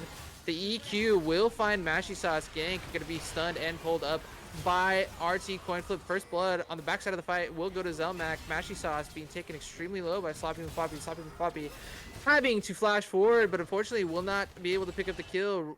Coin flip with a kill of his own. So that's a 2-0 trade for Rat Tactics. But 2 grubs do go to Rivals. Are you okay with that? Would you like to see it without the deaths going? Oh, yeah. The death says maybe a third one almost comes through for Swain. Yeah, Rat Tactics knowing their champs, knowing they have some ults that makes their team fight just a little bit better. And also look like a split fight for Rivals, so Yeah. good fight for Rat Tactics even. They only got 1 grub. I think if you're RT, you take that. Swain kind of split the fight in half with that ultimate. Nicholas and Sauce weren't able to join Gank and Sloppy, and it seemed like it was a little bit of a miscommunication. Gank seemed like he was ready to turn as soon as they showed, did find the EQ, but there's nobody to follow. Perhaps it was a little bit of over-eagerness from him, but either way, not the greatest of, we'll call it a skirmish from Rivals, but did get the 2 grubs, but gonna be about 1,500 gold lead for Rack Tactics on the back of that play. The Rivals did a lot to buy themselves some time to scale, picking up that first Drake and first 2 grubs. Still early. No kills. Mistborn gonna be immediately stunned up by Husky and the Enchanted Crystal Arrow. Husky having to use both sons of his own. Gank gonna pick up the kill with an easy Cataclysm. Gonna flash forward to give vision onto Mashy. Mashy gonna be taken low and found by Gank with a quick 2 kills. Dragon striking Mashy back to base. Yeah, you like to see maybe a kill go to Husky or Nicholas, but not the worst thing. It's not like a tank got the kills, so J4 still can do some things. We'll see if Sloppy can survive this. Mordekaiser all here.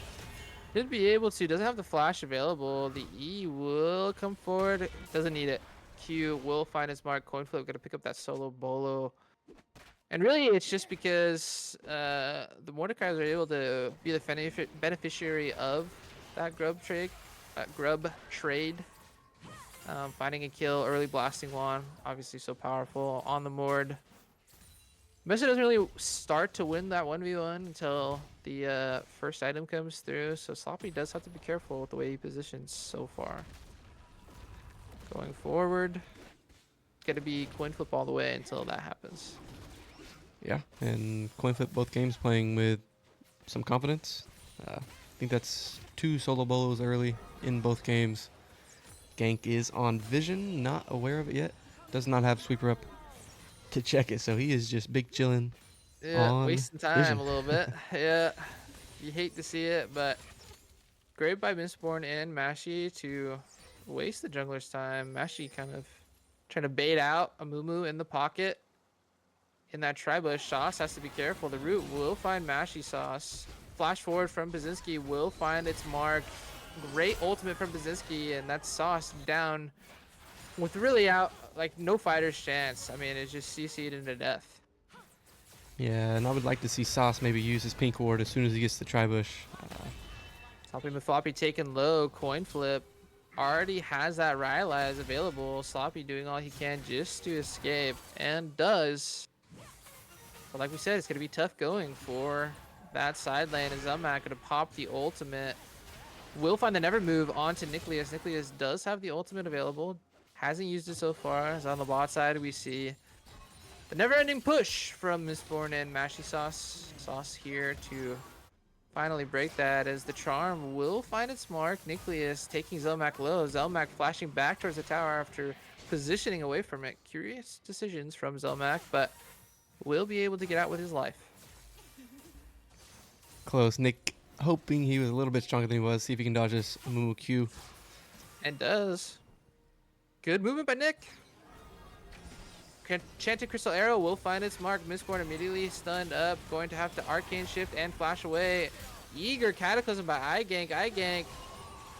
A little bit of a brain lag, it looked like. Does result in Mistborn going down. Husky able to find that kill. Husky able to find a double kill. Brzezinski is here. Does find the Bandage Toss onto Husky.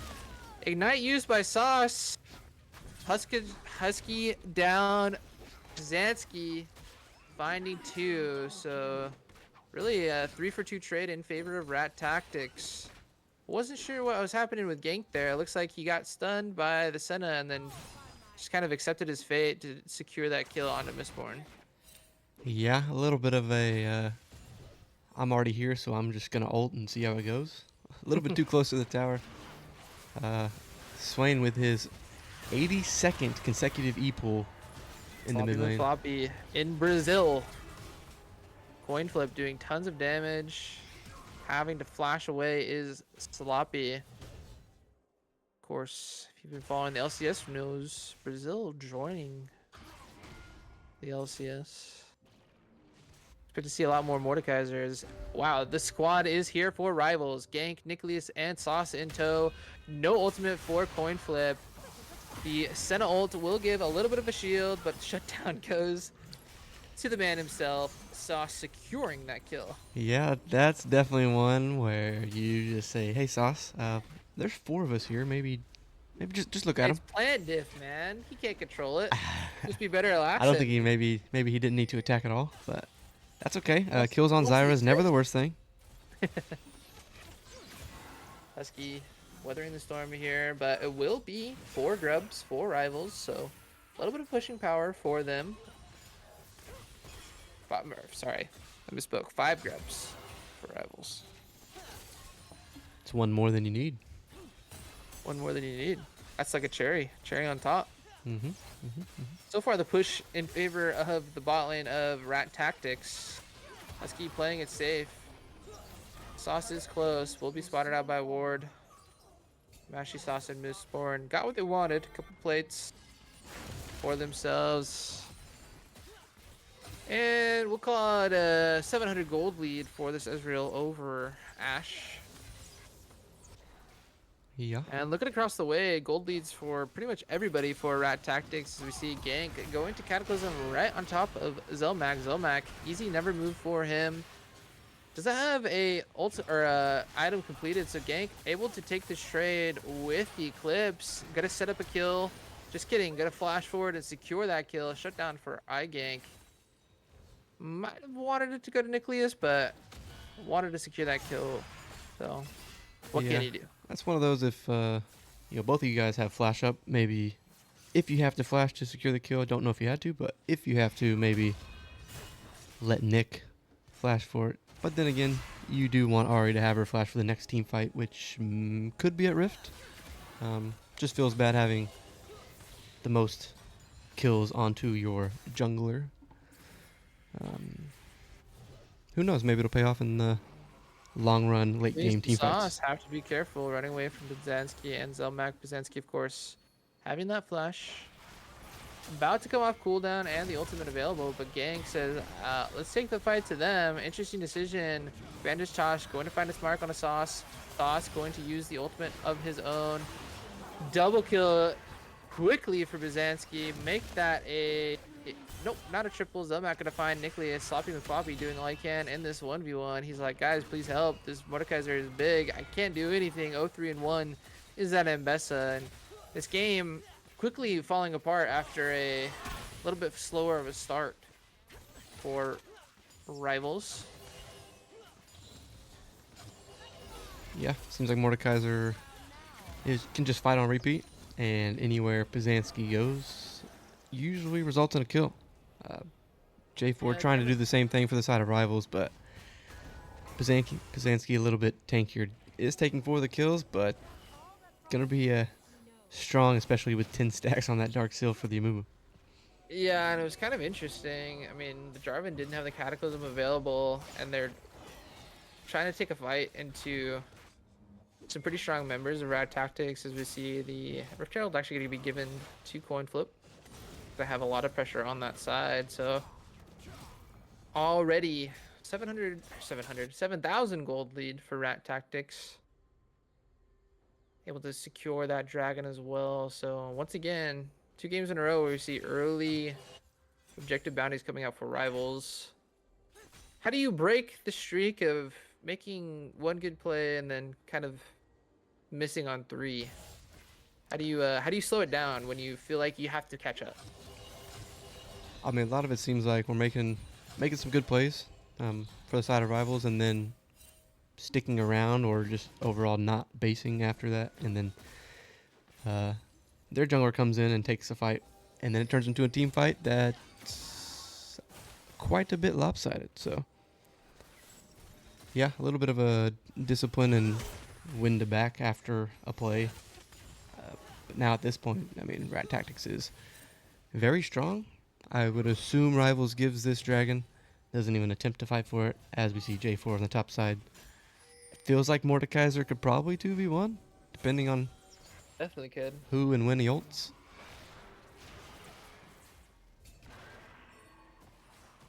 Yeah, I mean, tough sledding for rivals right now. Like you said, dragon can be given away, but usually an objective given means maybe some pressure somewhere else for the map, but rivals really just still losing in that department as well, despite giving that objective. Not going to be able to pick up anything for themselves in return. And Bessa doing all they can against the Mordekaiser. It's been a tough couple games for Sloppy. Part of it is, a lack of respect, potentially, giving over a couple solo kills, but then outside of that, once you're behind in these types of lanes, you either need resources to get back, or you just gotta get out of that lane and go somewhere else, and hasn't really been able to do either. Um, it's gonna Is be up that, to rivals to problem solve and find their way back into the game. is that coming from a little bit of Yeah, experience? a little bit of experience. I I will mean, say, Sloppy has not had 4 members in his lane under his tower, but it is what it is. dude, he's being camped. What do you mean?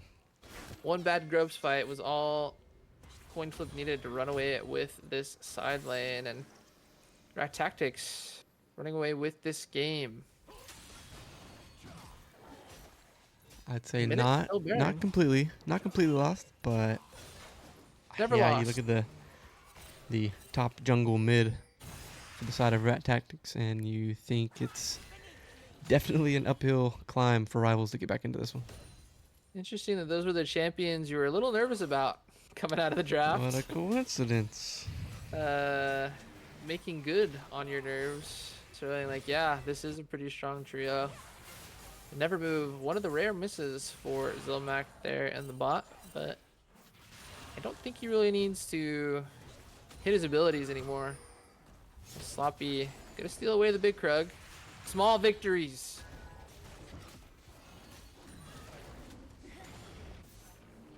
True, don't call it a Alright, I was comeback. able to, yeah, secure the red as well, but 4 members of Rat Tactics on this Baron side. Baron, of course, spawning in under 5 seconds, so Gank, Sauce, and Husky gotta be feeling the heat.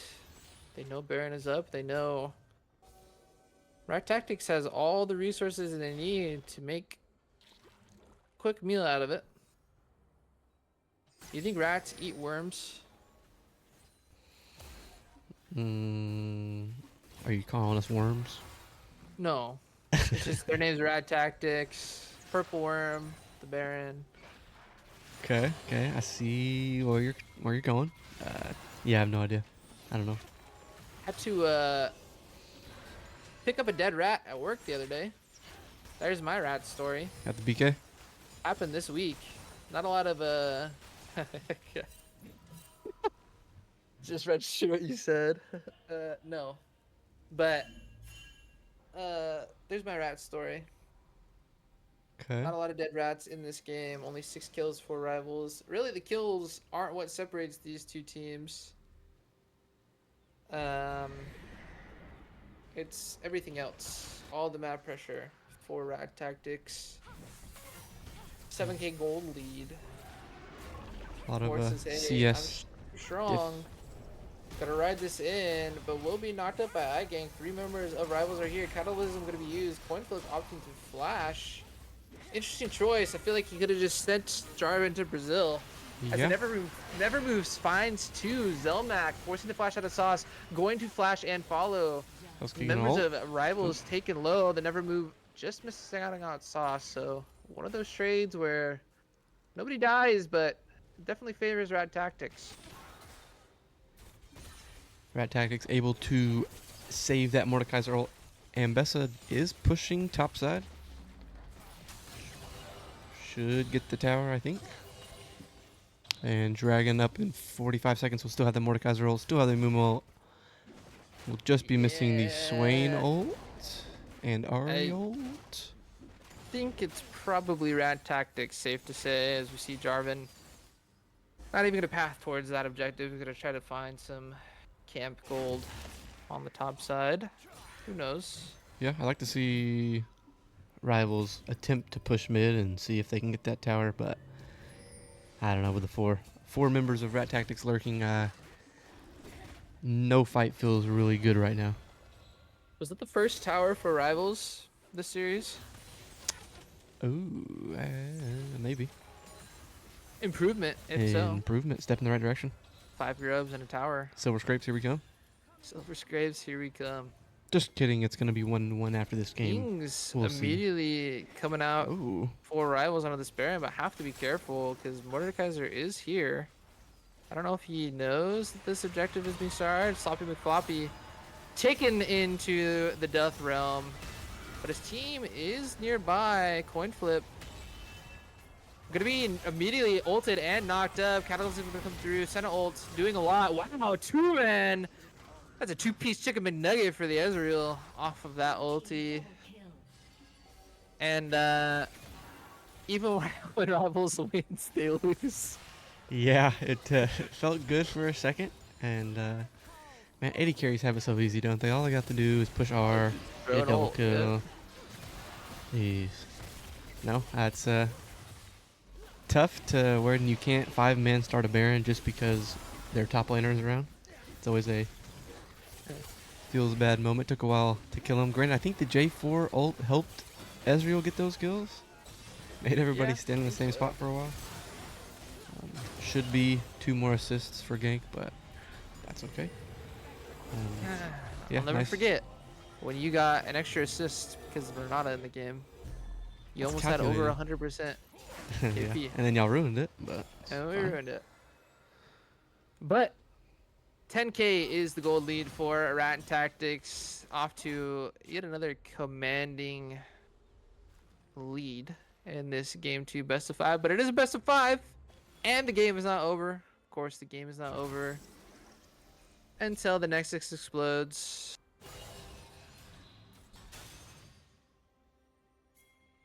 But it is looking bleak for rivals. Just takes 1 pick, One pick. which is tough when One Rat opportunity. Tactics is gonna play Smart.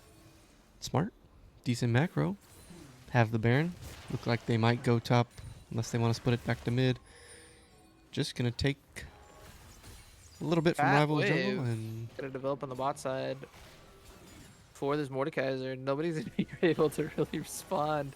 But Mord's making his way to mid, so kind of interesting. Not the best use of Barons. We see iGank does find the 2-man Cataclysm Mashy saw his forced to ultimate, gonna be knocked up by the Zyra, but that's a 3-man ultimate into 3 quick deaths for Rivals. I mean, Rivals is trying their best, but they're playing with the wallet diff. Sloppy McFarley just running away. Flash gonna be used for Mistborn, because why not? Gonna pick up the 4th kill, and so Ari, the last member standing, Nicholas, looking on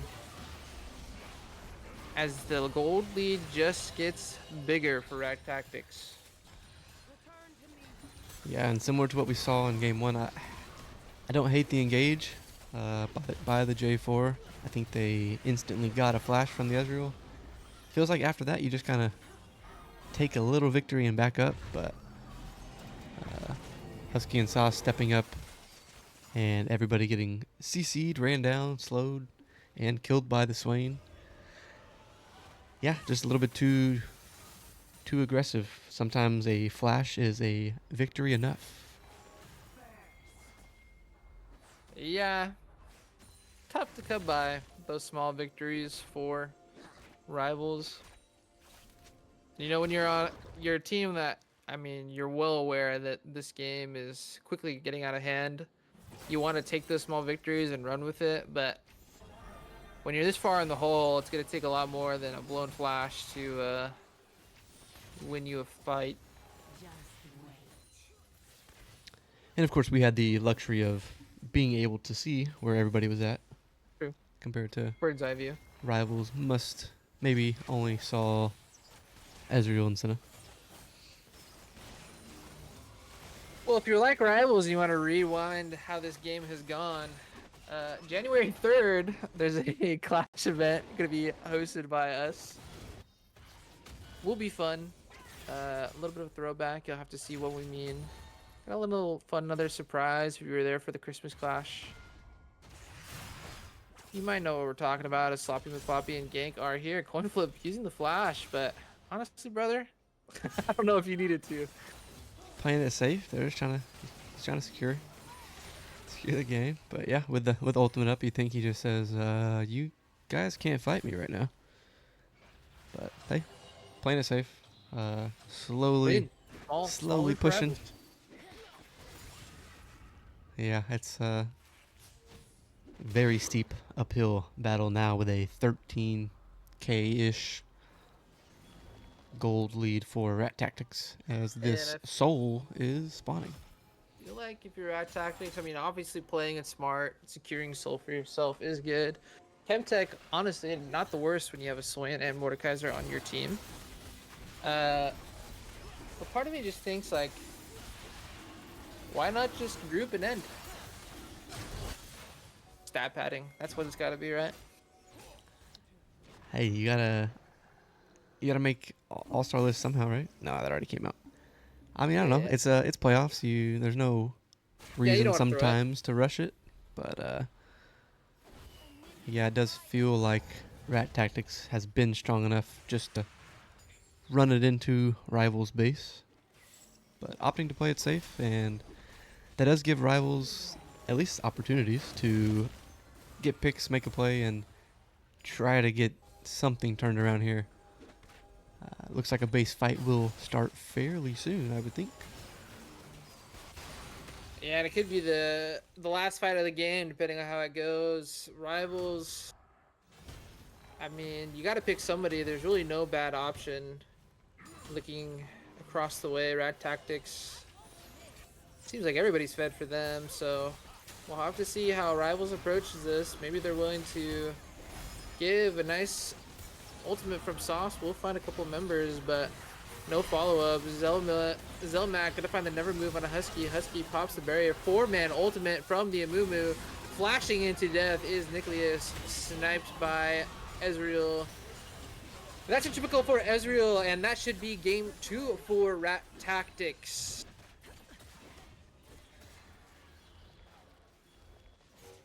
Mistborn's hunting, lost that quadra. Will his team give it to him? Q does hit from Byzantsky. Flashing forward is coin flip. Ult does come from Sloppy just to delay the inevitable. Sloppy will fall. It's one more kill for Mistborn, and that's an exploding Nexus for Rat Tactics to a lead in this quarterfinals match with rivals. Coach CB, That's captain. That's captain. Captain CB, not Coach, sorry. Yeah, I mean, I think the people were saying that they wanted Silver Scrapes, and so we just felt like giving the people what they want. So, yeah, we Prince are Order nice and Sweep, warm now. nice and warm. Yeah, two game, two. I mean, it's not a rivals series if you're not putting yourself in the hole just to climb out of it. It adds to the drama, it adds to the narrative. But we'll have to see if Rivals is actually able to do just that as we will throw it to a quick intermission. We'll be back for game 3 draft.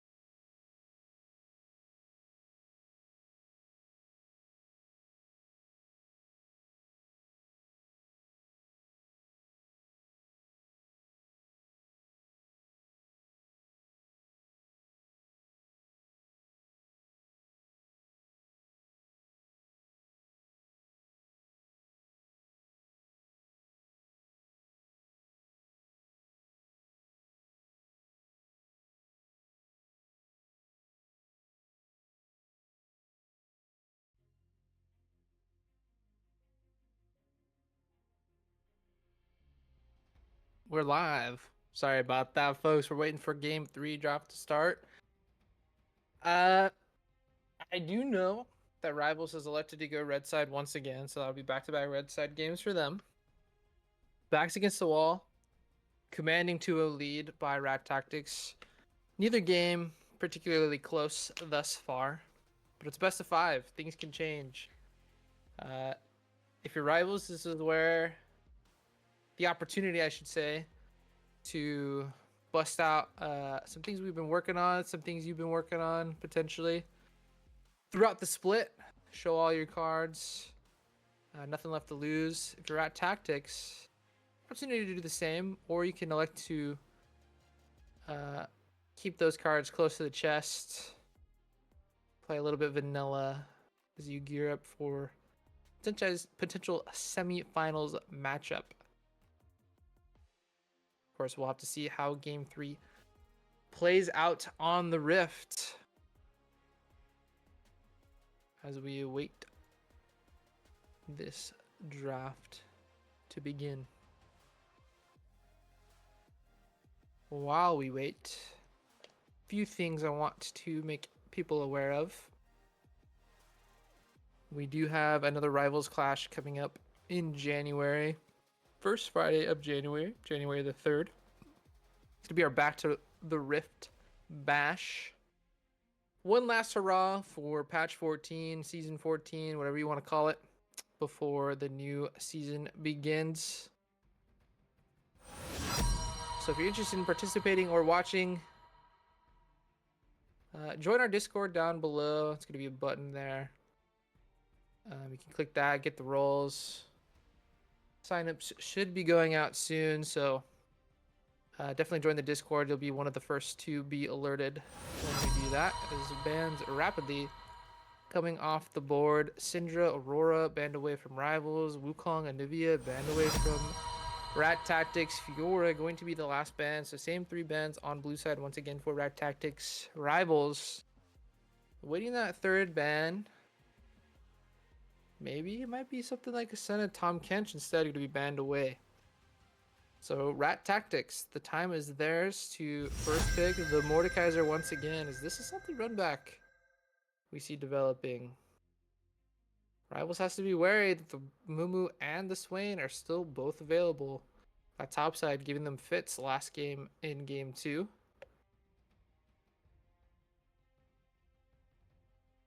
Some other things to note. I know we're working on some subscriber benefits other than just ad-free viewing. And of course, getting more points available to yourself. I think some of our points rewards, you can 1v1 me, you can 1v1 CB, you can join a cast. We can also cast your games, whether they be solo queue, scrims, or otherwise. We're going to be working on doing some Rivals Discord graphics for you. So if you want to pick those up, they'll be exclusive to Rivals Twitch subscribers.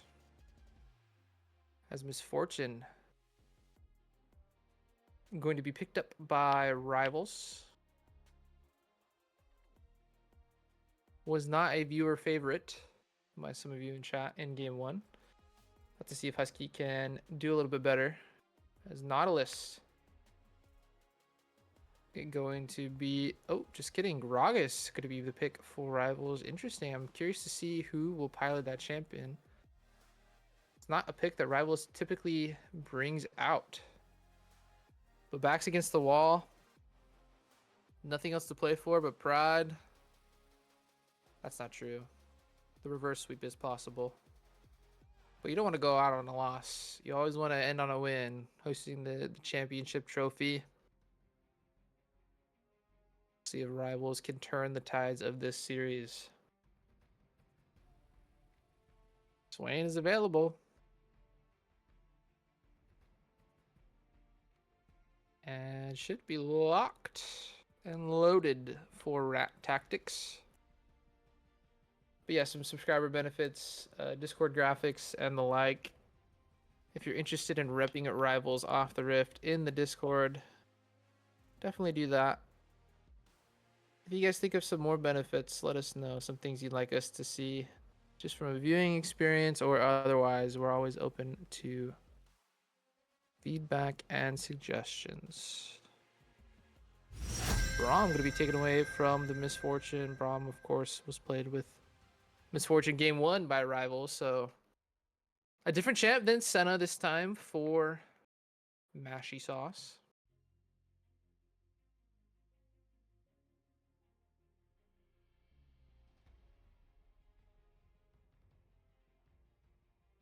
How will Rivals round out the first phase of what could be the deciding game between themselves and Rat Tactics?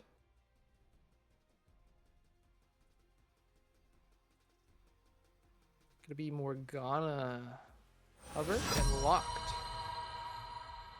Morgana is favored into the Braum early, especially with that Misfortune. Gotta be careful with the Make It Rain. Is that what it's called? The more Misfortune E with the Morgana pool.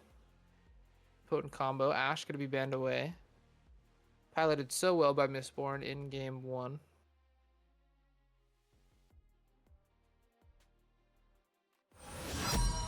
Victor gonna be banned away once again by from Nicholas.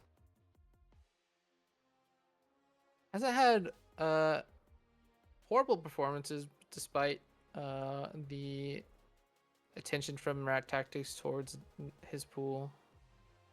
Nicholas has played solid across 2 games so far. Not solid enough to pick up that win, however, as Rivals in the hole 0-2.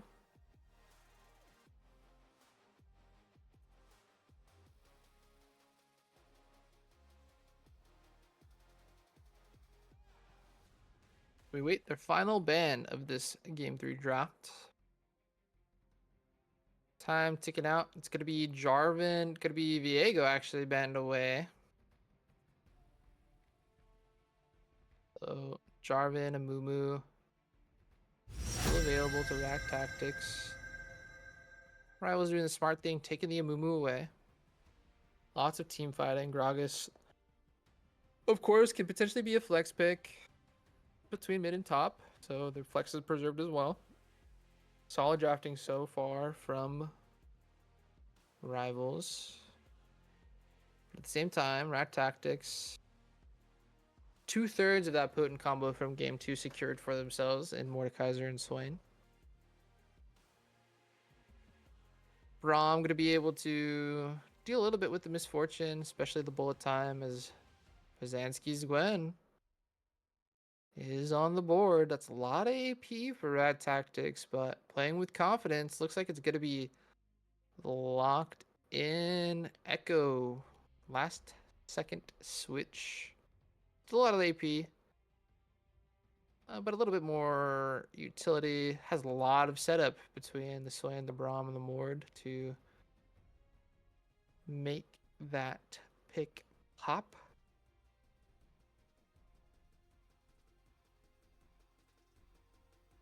Would be interesting to see the Vayne picked, but I think Zaya is probably more likely. A little bit of self-peel coverage with that ultimate when you see stuff like the Amumu and the Gragas. And a pretty good combo with Braum. You get the Braum passive. Braum stuns him up. Zaya stuns him up. Good chain CCs. See a variety of mid champions hovered by Rivals.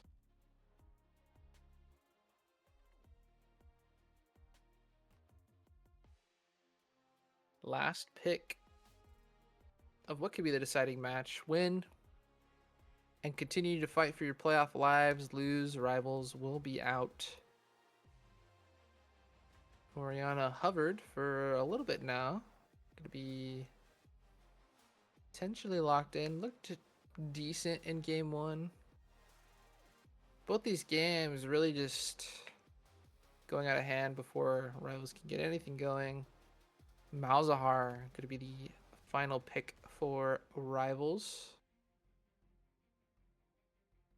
Interesting drafts. Very AP heavy from both sides.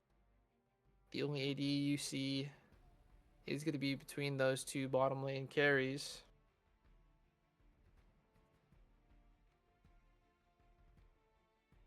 Does Rivals have enough in the tank to prolong this series and take it to game 4, or will Rat Tactics continue to show why they're one of the top teams in Murk League this season with a 3-0 sweep? Let me get these predictions going for you in the chat.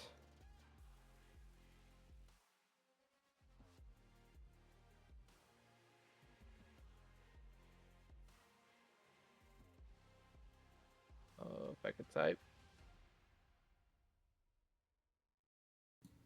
We on the air? So we are on the air. Momo gonna lose his marbles if Husky builds Tall. Did you talk to him about that at all? I cannot confirm nor deny any tactics, rat or not, going into this game. There you go. Well, different drafts from both these squads. Braum, the takeaway, of course, pretty good into the Misfortune Bullet time. The Mordekaiser Swain picked up, carrying over from game 2, but the Mumu taken away by you guys. Good team fighting tools. The Gragas, an interesting pick on the top lane. Lots of AP for both these teams. I mean, what are you thinking here? Of course, I'm thinking Silver Scrapes. What you mean? True, true, true. Uh, yeah. I mean, of course, still Mordekaiser Swain, always a tough pairing, but I always love an Amumu Misfortune pairing as well. So yeah, we know this is the game deciding. If we lose it, everybody has to pack their bags and take a nice Christmas break. True.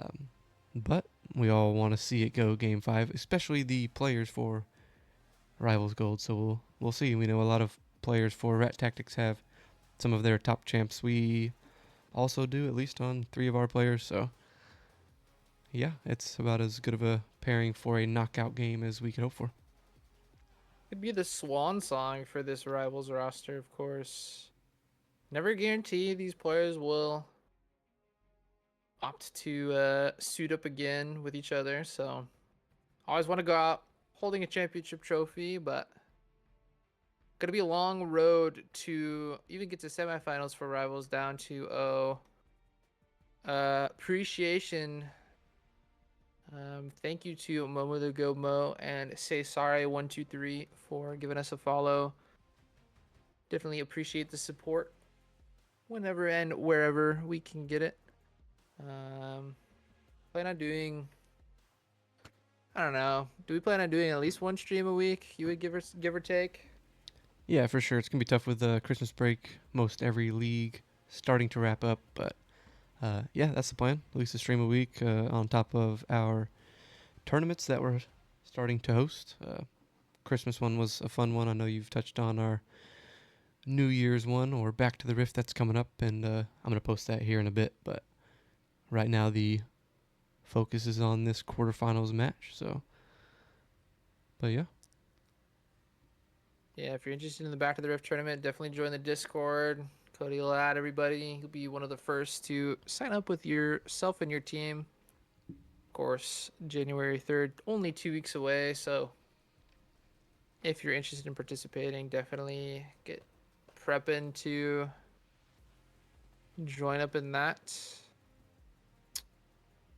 But yeah, let's throw it to a quick intermission as we are starting to load into the game. Have to wait for that spectator delay, Yep. and we will see you for game number 3.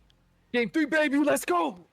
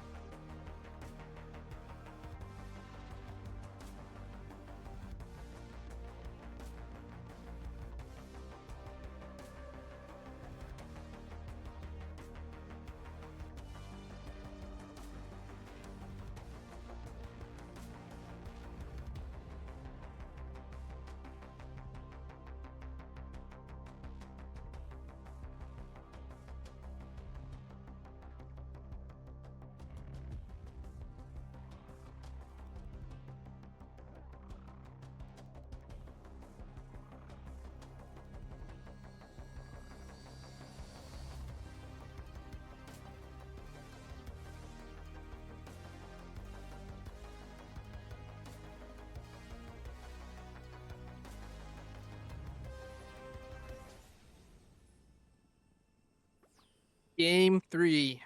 It all comes down to this. Rivals wins. They can continue to fight for their playoff lives. If they lose, they are out. Rivals on the red side.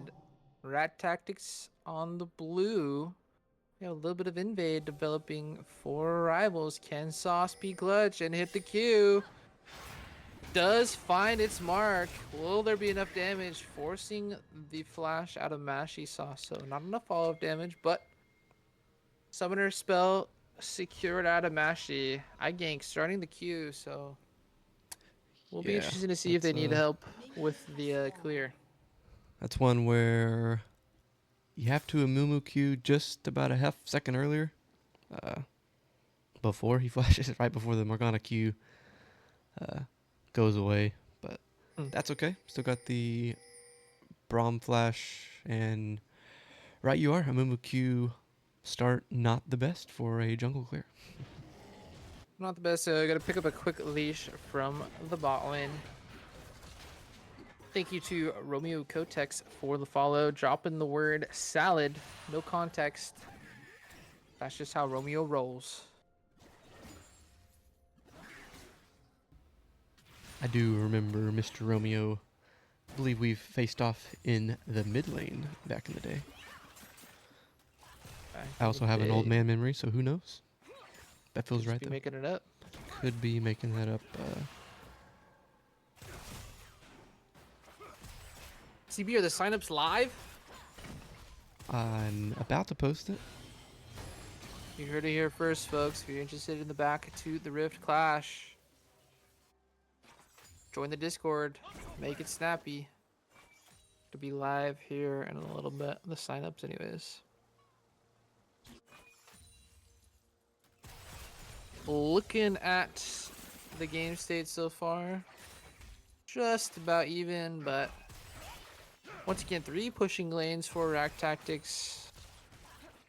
Makes it an easy time. This jungle clear has been pretty tough for Gank. Just finishing his 3rd camp, but is here, flashing forward. The cleanse used a tad too early for Mistborn. Mistborn gonna be able to flash to get out, but Mashy Sauce, no flash available. First blood for iGank.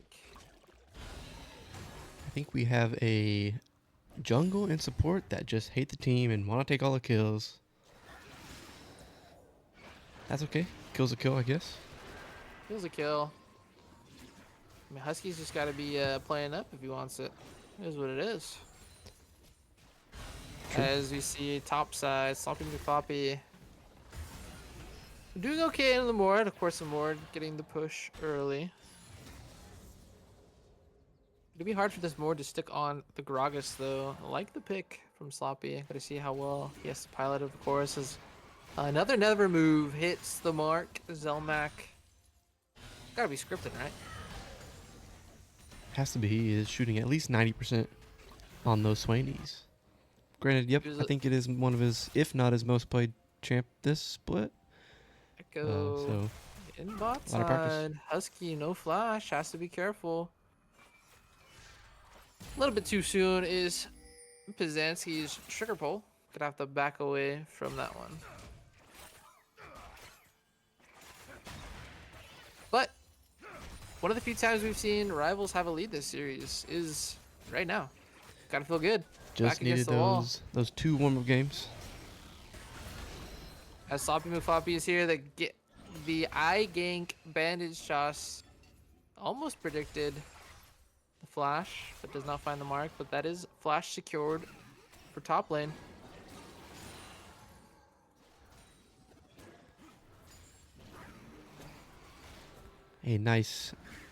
Just a nice little breath coming into this game 3. Up 1-0, like you said, for the first time. So every game improving in the early game. Let's see if we can continue that going into the mid game. That's the real question. The first objective fight always seems to be the snowball deciding factor. Yeah, we'll have to see. Looking at the flashes, Husky not gonna have that flash, but of course Mistborn probably will have the cleanse up whenever the Dragon is eventually started. Push still going Mistborn and Mashy's way. But still, slight gold lead for Rivals. Gonna be interesting to see if they play for this early Hex deck. You feel like if you can grab an early Hex deck, it goes a long way at helping you secure future objectives. As Sauce and Husky don't want to let this wave push too quick. Lulu's in the bot side of the map, but does not have anyone to be around him. Mashi does have to be careful, does see the Amumu, backs off.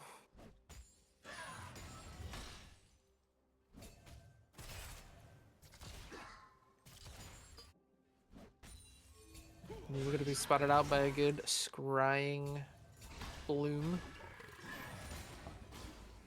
And actually fakes the back and then goes right onto the dragon. Has to be careful though, because Echo is on this backside of the map. Great Malzahar ult. Suppressing Zelmak under the tower, taking 2 tower shots. And Mashy Sauce taken to below half health. The exhaust already coming out by Mashy. Byzantsky has to be careful in between 3 Rivals members. Rivals playing this fight slow. They know that they'll have the mid lane advantage here in a little bit. Nicholas just has to push out that wave. Of course, now won't have the Malzahar ults, but it's going to be Rat Tactics, the ones that are going to start the dragon. Interesting. Yeah, bot lane now has that push. Nick low on mana. Zelmak with the ult finally up. Yeah, gonna have to force the flash out, but I think that's not gonna be. Oh my gosh. Zelmak getting a little overeager. Mashy Sauce having to flash away from the dragon is secured by Byzantsky, but that's 2 kills for Rivals. You do miss out on the dragon. A little bit interesting decision coming out from Rivals to seed that. I think they just thought Rack Tactics wouldn't pull the trigger on it. But instead, Amumu is starting to run topside, but Mord's got the push. Yeah, it seemed like Husky and Sauce wanted to contest it. They did contest it, but Gang was a little bit late, so some miscommunication. Maybe they thought they weren't going to go for it since Swain did have the ult up, but I don't know, with Swain dying, it seemed like a quick go button could have been pushed from Rivals, but a little bit too slow. Drag will go over to Rat Tactics. His name's I gank. It's not I take dragons. That's true. Yeah, He has ganking been is- ganking this game. Yeah. As the never move does go wide, Nicholas just gonna try to push the wave, and with the ultimates available on this top side of the rift for Rat Tactics, Rivals has to be careful. Never move does find its mark. Nicholas could have taken to about half health.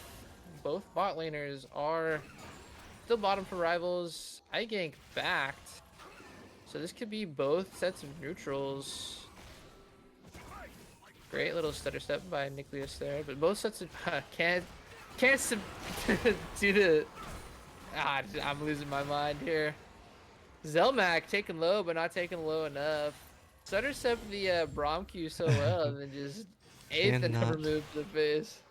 Yeah, I just not able to dodge Swanies. Oh, flash ults. Ult's kind of crazy, but all right. For Igank securing the kill. He said, I can't get the grubs, but I can get the Swain. Ultimate used by Mordekaiser here, but Sloppy McFloppy does have the ultimate of his own available, and you see the phase rush as well. It's going to be really hard to stick on that Gragas Sauce. A great flash forward, forcing the flash out of Mistborn as well. Husky and Sauce trying to take advantage of the fact that Mistborn is in the 2v1 situation. Gank is down here. Mistborn has to be careful. Gank has prime positioning for a gank. Living up to his namesake. Bandage toss goes wide. The Q goes a little bit south, but gank eventually hits, but it will be a shutdown given to Mistborn in return for a kill for Husky. Didn't feel like we even needed the Amumu Q. Misfortune just aims the ult correctly, and I don't think Zaya had anywhere to go. Nicholas, the shield has been popped.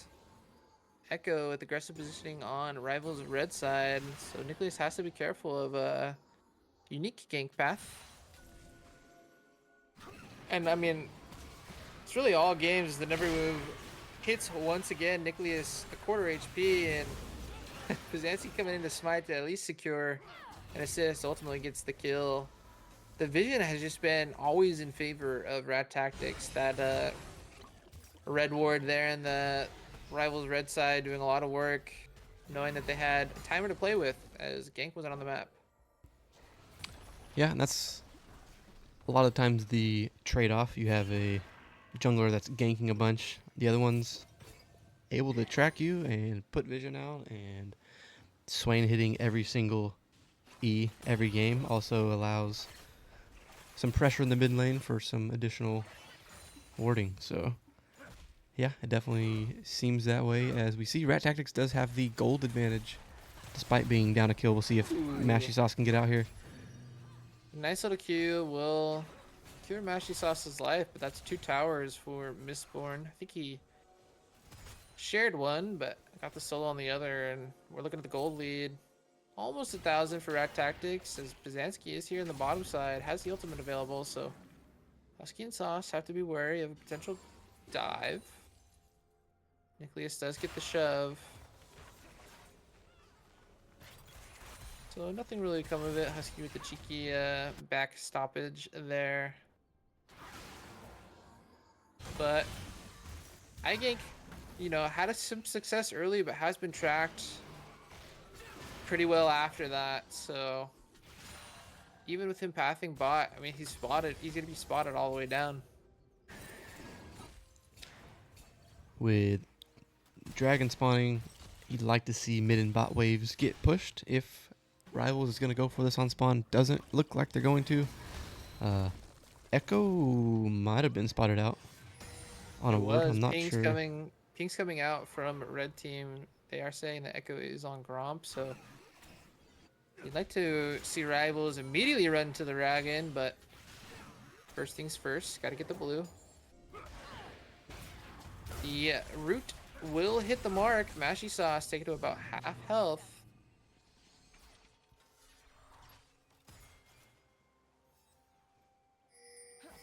iGank waiting in the wings in the middle part of the river. Gonna try to wrap around, but it's gonna walk right into Swain. Still Mac taken down a little bit. We see Nicholas and iGank trying to put pressure onto the Swain. Kind of a gentle back and forth as we see Pizanski show face in the mid as well, and both these teams jostling for position. I'm not sure either team knows what they're really trying to position for. Yeah, I think everybody's just kind of walking around hoping to catch somebody out for a kill before actually going for a team setup on the objective. Nicholas, great use of positioning, walking forward. The never move doesn't hit. Pre-ulti for Nicholas into an ult from Gank. Gank's ult seemed a little overkill, but Yeah. wanted to secure that kill. Should result in a dragon, nonetheless. Yeah, you definitely like to see Amumu keep his ult up. Very unnecessary, it seemed, as Swain was already a quarter HP, I think. But back secured. Should have the mid push into a free dragon, I would think. We'll see if Echo looks for anything topside, as I assume... Oh, Gragas might save the TP in the top lane. Does seem like it's going to be a free dragon, but it comes at the cost of 6 grubs for... Oh, pardon me, 5 grubs. Doesn't look like the 6th one was able to be secured before Rift Herald spawned. But still, that's going to be a lot of pushing power for this Rack Tactics team, who the first 2 games was able to play fast, play aggressive, and really push to their heart's content. So it's kind of scary that they're able to pick those up. But Rival's making a concentrated effort to play around this bot side and kind of leave Gragas alone. So we'll have to see if it pays off. It feels like at the 15-minute marks in the last couple games, the game was almost already decided for Rat Tactics. So definitely a large improvement in this game 3 for Rivals. We'll see if we get a bot lane fight here before the tower goes down. Will be first tower secured, but Sauce walking forward aggressively does flash away. Will find the root on a Mistborn. Mistborn gonna have to ult themselves out, but the bandage toss will follow. Husky is here taken low, but the barrier just enough to secure the kill. So Both bot lane members of Rivals taken low, but the trade goes their way as we see Nicholas with an early ult. Zelmak does have the ultimate available of his own. Nicholas taken extremely low. Both these mid laners blinking health bars, Nice, but nice little Zelmak trade back and forth. mana is a little low for Zelmak as we see this little trade from Sloppy. And Sloppy, I mean, that's going to be the bread and butter. He's just going to pick up farm and look to be annoying. His coin flip does opt to pop the ultimate, but I don't know if the Mordekaiser can ever release. Oh, the ultimate goes wide from Sloppy. Sloppy with a sloppy mistake. Having to burn the flash, but will not result in the death of Sloppy yet. Spoke too soon. Byzantsky there to secure the kill will be rooted up by Sauce. Does have the ultimate available, but the shutdown will go to Husky before it is popped. iGank is here, does find the bandage toss. That's a kill for Nicholas. So 2-for-1 trade when all is said and done. But on the bot side of the map, bot lane pushing, mid lane about to follow as well. So I think Rat Tactics is okay giving up that pressure, or giving pressure to those respective lanes. Yeah, it seemed like overall kind of an even trade, maybe even favored for Rat Tactics. We'll see if Zelmak Might might not get be a an free even trade kill. after this. The Sauce's binding will go wide. The flash coming from Zelmak will secure the kill. Nicholas going to be knocked up out of the Malzahar ultimate, but should be just enough to secure the kill on Mistborn. The chase is on for Mashy Sauce. The bandage toss will find its mark, but Nicholas says, hey, I think the wave is more important than the support kill, so gonna turn away. Zelmak was on the way there as well. Yeah, maybe a little bit of concern with the Swain coming down, even though Zelmak did only have half health. A rare take what we can get and get out play right there by Rivals. Yeah, dude. But yeah, overall, kind of just fighting all around the map, trading kills for lane pressure and towers. So somewhat of an even. We'll see if Nick can catch Zelmak out here. No ult up. Zelmak feeling something suspicious. Yeah, that's the #1 rule of Rex Kwon Do. Break the wrist, walk away. And Yeah, that's it doesn't true. look like Rivals is willing to do that right now as they're chasing for Zelmak.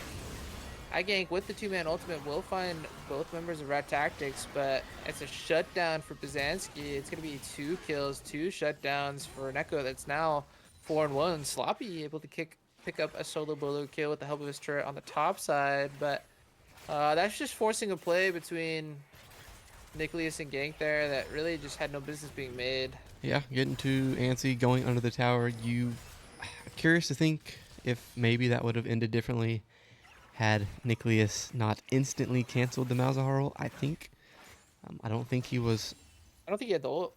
No, he did. He ulted. Oh, he I don't did? know if it was stopped or if he canceled it. It looked like he canceled it, but it happened pretty quick. I wonder if he was never moved. Either way. The game not out of hand yet, but about a 1,000 gold lead for Rat Tactics, which honestly, the smallest lead for the 19-minute mark between these 3 games. So Rivals still in it. Sloppy, a rare appearance for a dragon fight that's about to happen. I haven't seen him around objective in a while, and it looks like Rivals saying they really want this dragon, willing to give up the top side tower. Zelmak does have the TP available. Dragon will be started by the rival squad. Mistborn by themselves. This is a split Rat Tactics team. Coin Flip and Mashy going to brute force their way in. TP coming out from Zelmak. This is going to be a fight over this objective. Kazansky propping the shield. Does find the root. But a great Husky ultimate will take all members of Rat Tactics low, except for Mistborn and Zelmak, who are giving chase on the backside of this fight. Sauce forced to flash away, and that's Dragon, and a couple kills, I guess 1 kill secured for Rat Tactics. Yeah, interesting fight. It felt like Rivals wanted that fight, and then as soon as the fight started, Sauce and Sloppy and maybe even Nick all ran for the hills. So it feels bad when you have 3 members with almost full health still alive after two or Floppy three people die, but trying to stop we'll the see. Herald push, immediately put into the death realm by coin flip. And the ultimate not enough to get him away as Sloppy does fall. And I was just talking about how it was only 1,000 gold leaves. The eye gank does find the banish chops. The flash not available for coin flip, so should result in the kill. Husky getting a little greedy, flashing, but that's enough pressure on bot side for Rat Tactics to feel comfortable going for this Baron after they saw all members bot. Yeah, definitely a lot of good macro play from Rat Tactics. Don't think Nick will even opt to go check it out. No point. Can't really contest that.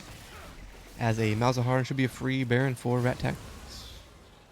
Yeah, we were just saying that there was 1,000 gold separating these two teams at 18 minutes. Now just over 21 minutes. That has quadrupled, quintupled even to a little over 5,000 for Rack Tactics. And it's just these overeager plays, these small mental mistakes that Rivals is making, and Rack Tactics capitalizing. Yeah, Rivals having definitely their best showing in this game 3. But really just giving Rat Tactics free kills from over aggression and overstays. So Rat Tactics even down in kills, able to make a lot of good macro decisions. So it's working out in their favor with a now over 5k gold league, regardless of the 2 kills.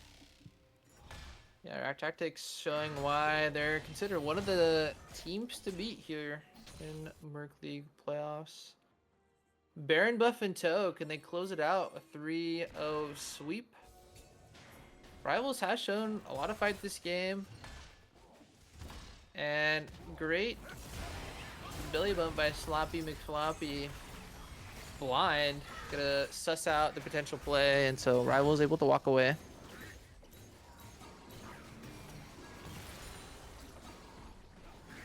Sloppy. Don't think Rivals or oh wow.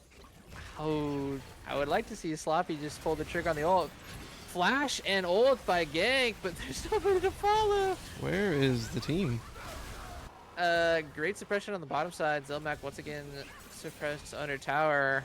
So 1-for-1 after everything is done. Sloppy forcing out the ultimate from Mistborn Oin coin flip.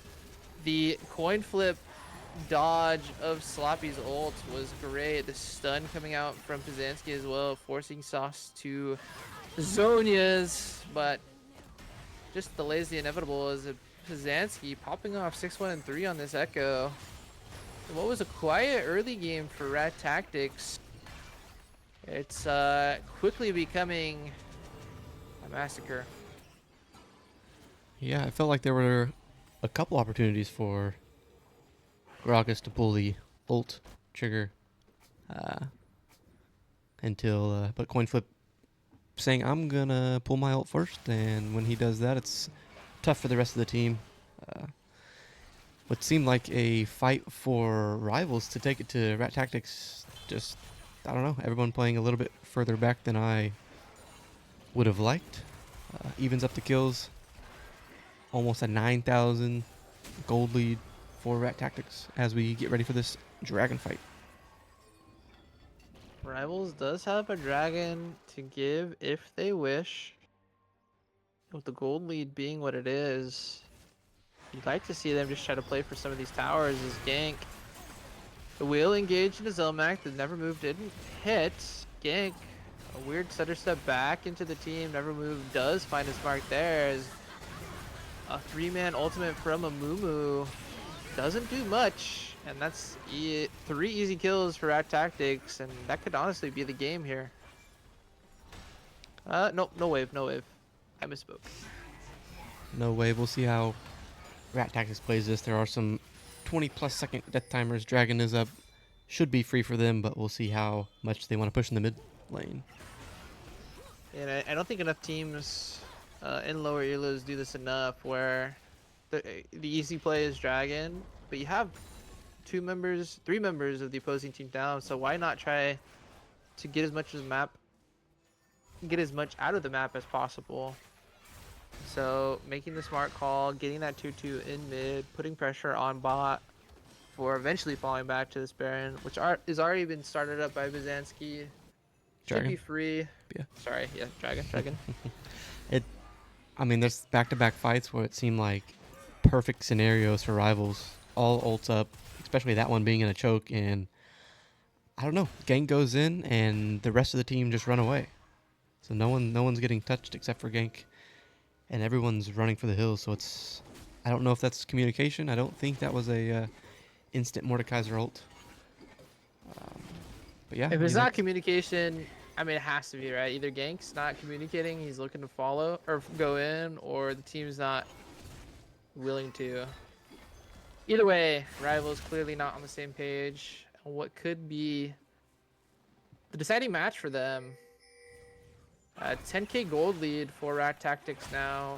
Baron on the table here in 50 seconds. It's do or die for Rivals. Win or go home. Can they pull it together enough to force out a game 4? Or can Rat Tactics finish the clean sweep? still anybody's game, even with the gold discrepancy. We have Baron fight probably coming up soon. With no super minions, rivals should be able to push down the mid wave. But Rat Tactics opting to push out the top wave before maybe Ooh, opting and to a go little back to bit of Baron. bait. Yeah, no, nice macro with a 1-4. Yeah, splitting the map right up the middle is Rat Tactics, and Zelmak really trying his best to get Rivals to bite. Rivals not willing to do so yet. Pizanski will be spotted out by this horde. Don't know if they knew everybody was there, but Rivals playing it smart, doesn't fall for the trap. Meanwhile, on the bottom side, though, Nicholas doing all he can to survive this push from coin flip, and does. Baron is already half health. Rivals nowhere close. It's going to be uncontested Baron for Rat Tactics. Rivals just. I mean, you can't blame them, but it feels like they're scared of their own shadow right now. Yeah, if on one hand, if the call was, hey, let's just turtle, give Baron, just chill and farm, that's one thing. But Malzahar was clearing the bot wave. The other 4 members weren't pushing mid, weren't pushing top, and weren't contesting Baron. So uh, my hopeful thought is that it was just a call to give, and we'll just turtle and get some CS. Hopeful. Hopeful indeed. 11,000 gold is the lead for Rack Tactics. A flash forward into ultimate for Nicholas, and a great Amumu ult finds all members of Rack Tactics, but Pizanski is strong. Flashing onto the back line of Rivals, picking up the kill for himself. That's 2 down for Rivals. Sauce gonna ult, and Zonia is gonna be able to not walk themselves out. Gonna be slowed up by the Echo instead. Pizanski going godlike. And that was a nice attempt by Rivals, but it just feels too little too late. The wallet dip was too big. Not enough damage for the MF, and looks like game 3 and this series might go to Rack Tactics. They do have a wave. They have Baron. Only 2 members to hold it. Looks like they don't want to overstay their welcome. Instead, just getting the 2 inhibs. Playing it safe, could use those Baron back, spend the rest of their gold to make one final push. Yeah, I mean, Rivals will have an opportunity for another team fight. It just feels like only 1 or 2 members want to hit the go button. And at this point, you have nothing to lose. It's one team fight for the rest of the game. Yeah, it just feels like everyone needs to go in. Whether you all get completely wiped, it's has to Yeah, be just throw everything at the next team fight. I will say that's probably the most coordinated Rivals look there, with Nicholas pulling the trigger with the flash ultimate, followed up by iGank and Husky. But it just feels like they waited too long to do so, right? Could have been happening at any point during the game, but instead doing it when you're already 10k gold down Too little too late. Rack Tactics, all the tools they need to secure this 3-0 sweep. The last push they need to make is for the Nexus. Or if they really want to, they secure Soul, which, you know, good on them. Correct decisions being made. Pazanski and Mistborn going to be able to pick that up for free, while the other members use Baron to keep the pressure alive.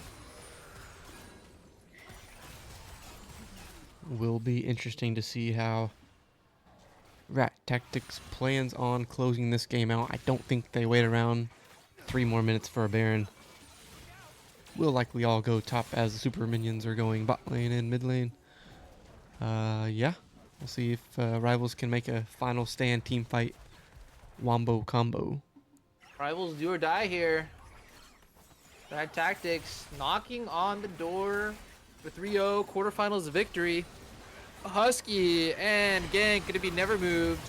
Gank immediately popping the ultimate. Great Husky ultimate coming out as well. Shut down onto the Mordekaiser. This could be a great stun up under the tower by Nicholas as well, but too little too late. All members of Rivals is falling.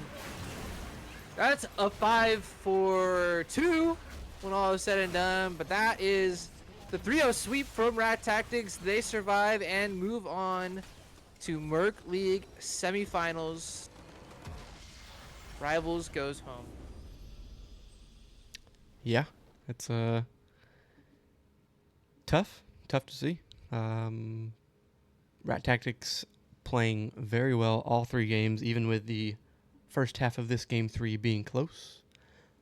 Rat Tactics has solid macro, regardless of if they start ahead or behind, able to snowball any of the leads that they have.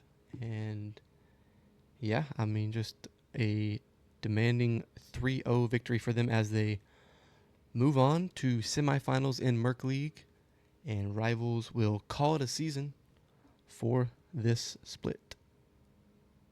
Yep, Rivals putting all they had onto the Rift, unfortunately not able to overcome the onslaught that was Rat Tactics. Rat Tactics showing why they're one of the top teams in Mark League. Going to move on. Do we know what their semifinals matchup is going to be? Or is this one of the first I quarters played? absolutely no idea. I believe quarters and semis both have to or are supposed to get played over the next couple days. I'm checking. There's a game. Oh, there's another. Isn't there another game right now? One game has happened already. That was Tuesday. There was a game on Wednesday, and there's another game that may be over, may not be over today. So maybe people can tell us in the chat, but I don't know. Yeah, maybe people could tell us. But congratulations to Rat Tactics for securing their victory. Rivals, good season, playoffs in every league they participated in, so Yeah. nothing to scoff at. Obviously not the result you want, losing out to end your season, but solid performances throughout the year. Yeah, for sure. Looks like believe Rat Tactics will play White Lotus. Okay.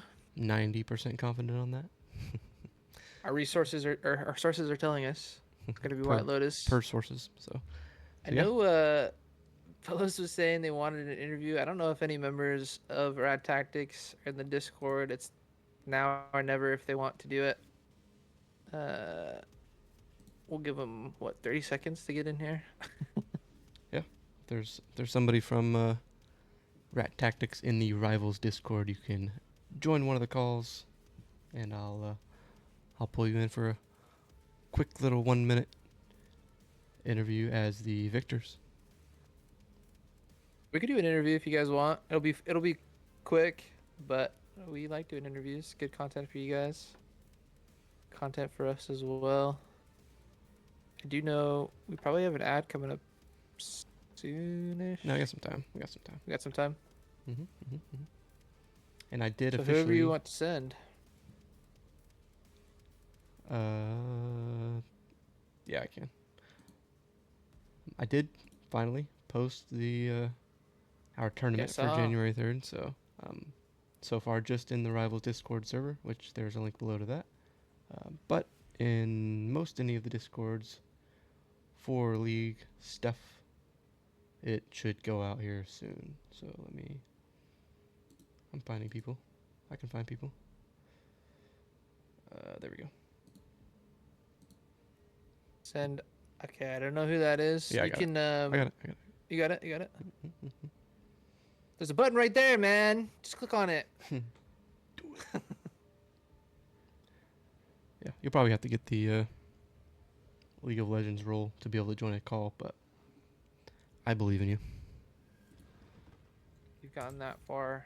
Yeah, interesting to see because I believe they were first seed on their side, second seed overall. Don't quote me on that, but should be almost Was correct. White Lotus the first seed on the other side? You're asking too many questions. You have to know these things, CB. You're the analyst here. Okay, so Alpha's in the call. You want to drag him? Yes, sir. Coin flip himself, fresh off of a 3-0 victory. Coin flip, how do you feel about how your series went and your chances as you move further into this tournament? I thought we cleaned up a lot from our regular season games. And game 1 and game 2, we really played I think our best League of Legends that we played this year.